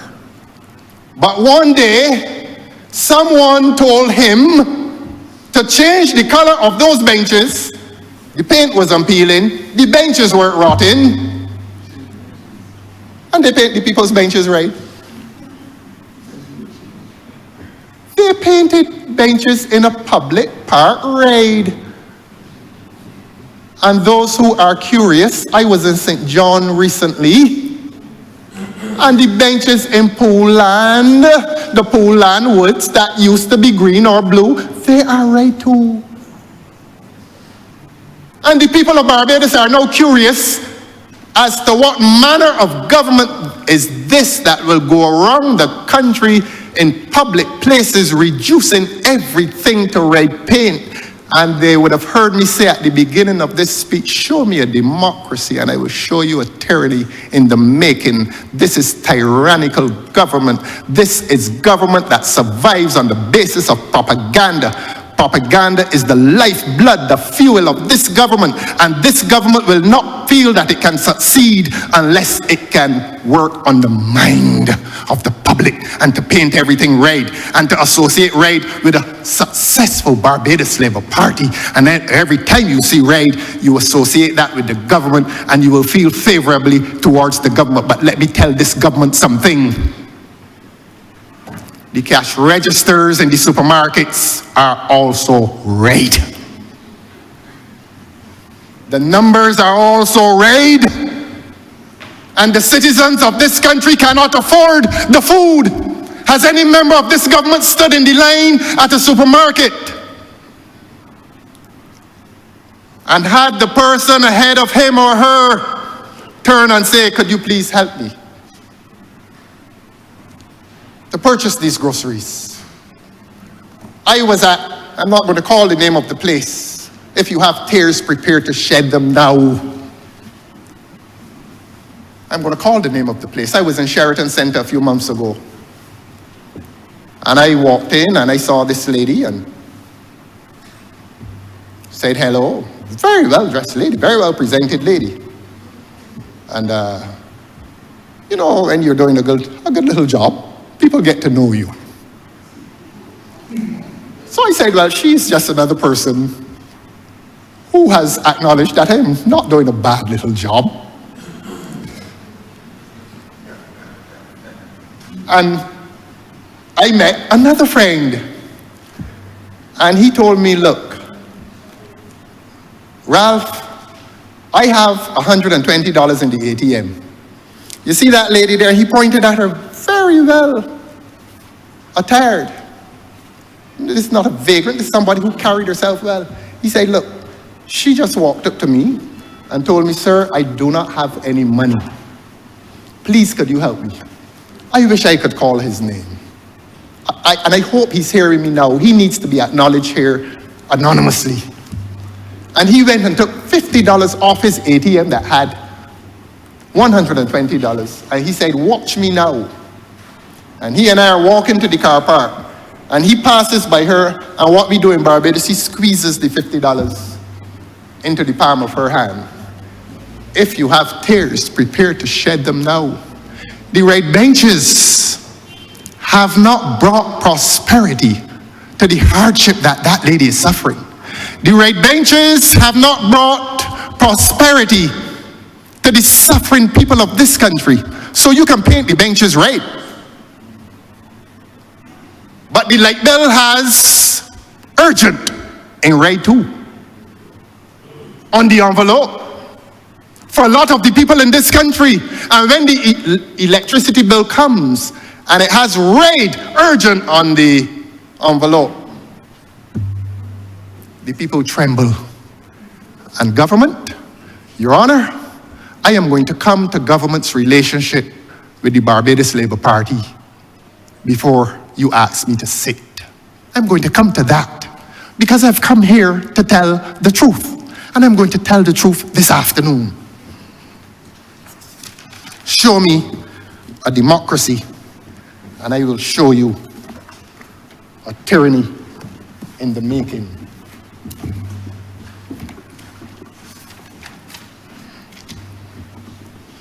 I have dealt with the presentation of the Honourable Member for Christchurch East Central. You will permit me, Your Honour, to do an overview of this economy. And this will be of particular interest to the Honourable Member for St. Michael West Central and the Honourable Member for St. Philip South. This economy continues its over-reliance on tourism. We have been saying for a long time, and before I came across here, the economists were telling this government that this economy needs to be diversified. A respectable economy or an economy cannot claim respectability when it is driven on one industry, unless it is oil or something. You can live on that and disregard the others. Like a few countries in the Middle East, they've become super wealthy on a sole product called oil. But in this little place, we have to diversify. I know the Honourable Member for Christchurch West East Central boasted yesterday that he has 6 hotels coming up all at once. And one day, he will come back and tell the people what value those 6 hotels have added. And when I say value, I mean real value in dollar terms. And while we have focused on tourism, agriculture seems indifferent. And more than agriculture seeming indifferent, perhaps the minister is indifferent. Because 3% of GDP is agriculture. And I said that I'm coming here to demystify for the sake of the public, because I believe that this government knows of what I speak. Gross domestic product is the total, the aggregate amount of goods and services exchanged within the thing that we call Barbados. That's what it is. And of all the goods exchange, goods and services, if you go to a rum shop and buy rum, that is listed as a transaction within the gross domestic product. What is produced domestically and sold, exchanged between parties, between persons. In other words, all that we have, a financial value of all that we have that is subject to barter, exchange, sale, call it what you wish. And of the millions upon millions of dollars, agriculture is 3% in this place called Barbados. When it was predominantly agriculture, it was not a happy place. It was not a happy place. Because we all know that one of the industries, one of the peculiarities of the sugar industry is that it impoverished people. You know who taught me that? Your Honor? I'm not going to say no. But the sugar industry impoverished lots of Barbadians. And so it was a wise government that in the 60s transformed the economy, diversified the economy, and moved away from sugar as a predominant sector and moved to tourism. And there was what you call a happy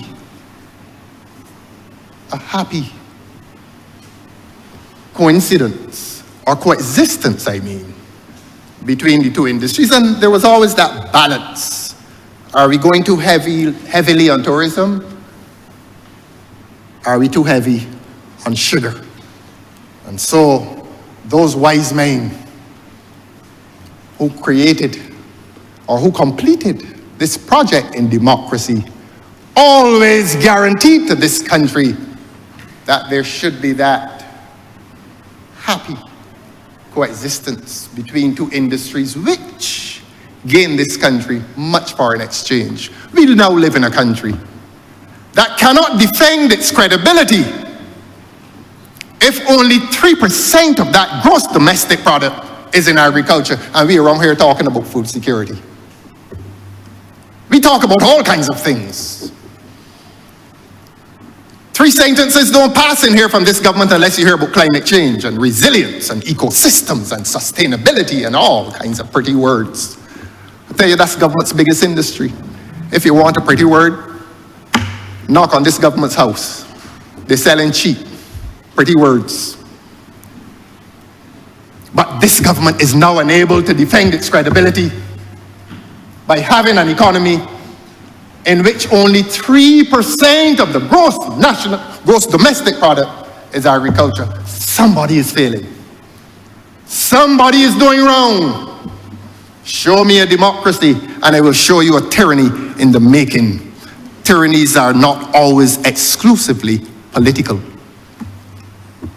Sometimes they're economic. Sometimes you have oligarchs. Sometimes you have people who are dominant, not because of political power, but because of financial power. Monopolies. Powerful people concentrating their power in financial domains to the exclusion of the majority, who must wait for the crumbs from the table. And that is why the rebellions are taking place in this country. That may well be the origins of htown. You may find that htown is not exclusively about heritage. You may find that htown is also about the loss of opportunity, a denial of the right of access, not only to a beach, but denial of the right of access to national resources. And when people see these large buildings going up, it is not only the sea that they're blocking, but they're blocking ambitions and aspirations. It is psychological, my friends. This is the dark time, my love.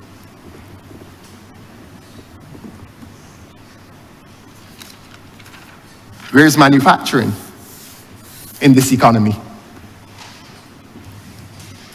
I said earlier, and I'll repeat, in the face of the boast by the Honourable Member for Christchurch East Central that construction is booming, it is not booming for the Barbadian labourer.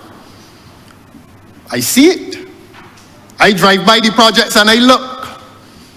I am not a theoretical politician. I go into the highways and byways, not to do mischief, but to observe the reality that surrounds.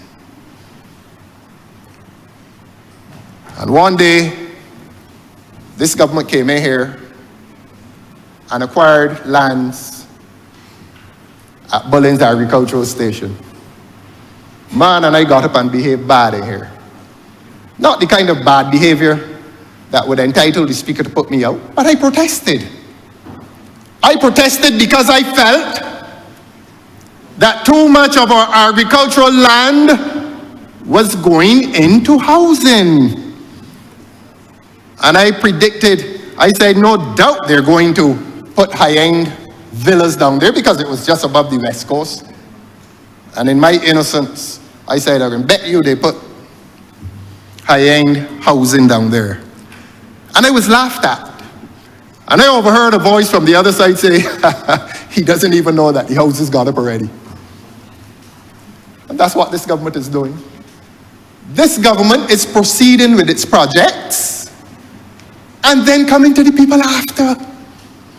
That is what htown is about, Your Honor.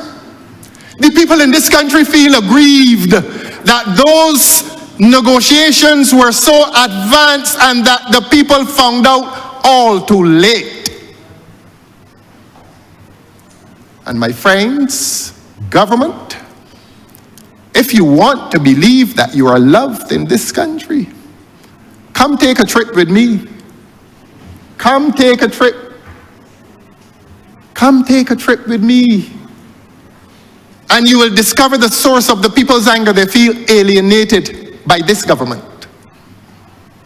And so I drove down to Bullins Agricultural Station, figuring that I would see agriculture. Figuring that I could mount some protests against the plan to build houses because it came here. By the time I got down there, the houses were up. Houses up. I was leaving Walter Blackman's funeral in St. Peter and I said, let me seize this opportunity to go into Bullins Agricultural Station and literally feel the soil with all the manure in it, rich. When I got there, Your Honor, when I got there, I saw some houses, almost finished. And I saw a man at the gate. It's like a gated community, one entrance, one exit. I begged him, sir, may I come in here? I discovered that he did not know what I was saying. He's Chinese. He had no idea what I was saying. He's Chinese.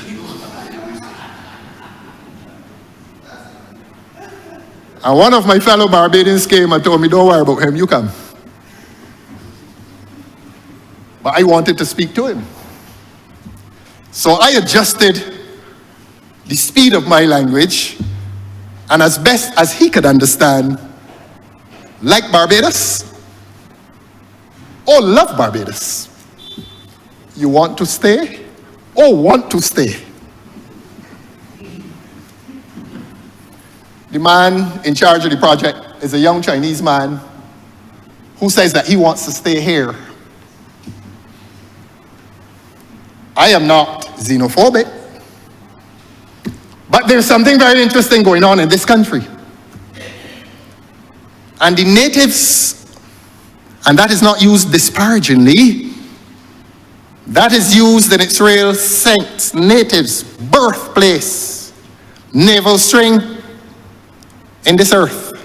Born here, belong here. Must now be aware, or must now wonder, if this government is bringing people into this country who wish to and intend to stay here, and if they wish to stay and they intend to stay and the government allows them to stay, when election day comes, what will they do? By that time, would immigration, at the urging of the Minister of Home Affairs, have hastened their status such as to allow them to vote? It would be a wise decision if they voted for me, but it would speak of ingratitude on their part. And let us not be lighthearted about it. Everything for this government has a political implication. And I give warning to the people of this country as to this government's activities under the guise of a construction sector. And I say to the people of Barbados again, if you have tears, prepare to shed them now. We may be driven off this landscape and we may be voted off this landscape if we are not careful, if we are not vigilant. But that, sir, represents the betrayal of Barbadian labor by this government. You will hear me later come to housing, and come to housing more particularly, and the sham and the disgrace and the disaster that is housing, mired in scandal. You will hear me say, sir, that the road repairs that are suddenly being done, all of a sudden, everybody can get a road. Roads dishing out in this country now. The Honourable member for St. Thomas was in here crying a few weeks ago. Her tears have dried up. I think Bridgefield is no longer the worst road in Barbados. And all this falls under one's overview of the economy. But you know, the people of this country must be told that this government is constructing roads. They call it a mill and pave. You're milling and you're paving. Beg your pardon, sir. This government has found its way onto the South Coast, where I have the honor to represent, having told me a few years ago, you can't get a road because we have to do some subsurface work to the utility lines. And I told the Honourable Minister at the time, well, I suppose I have to wait. And they say that they sent 5 million up in Oistins after I crossed the floor.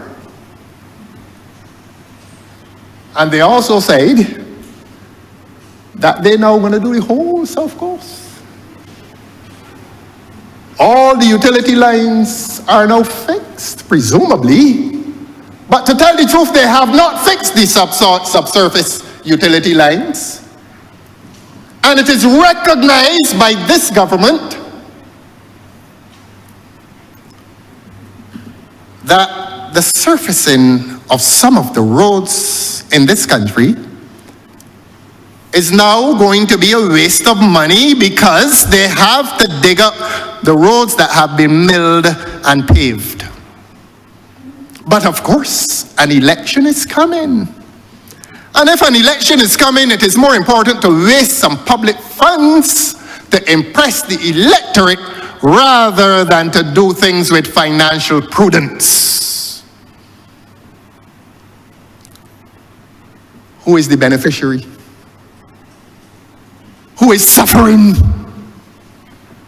If you do the whole South Coast as a waste money project, which welfare recipient is denied,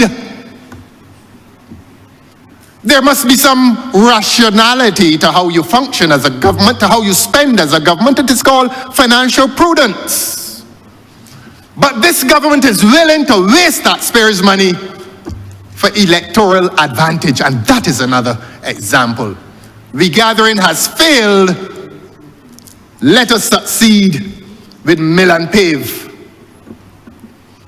Let us purchase some votes while wasting the taxpayers' money on an unnecessary mill and pave program. I beg your pardon, sir? Yes.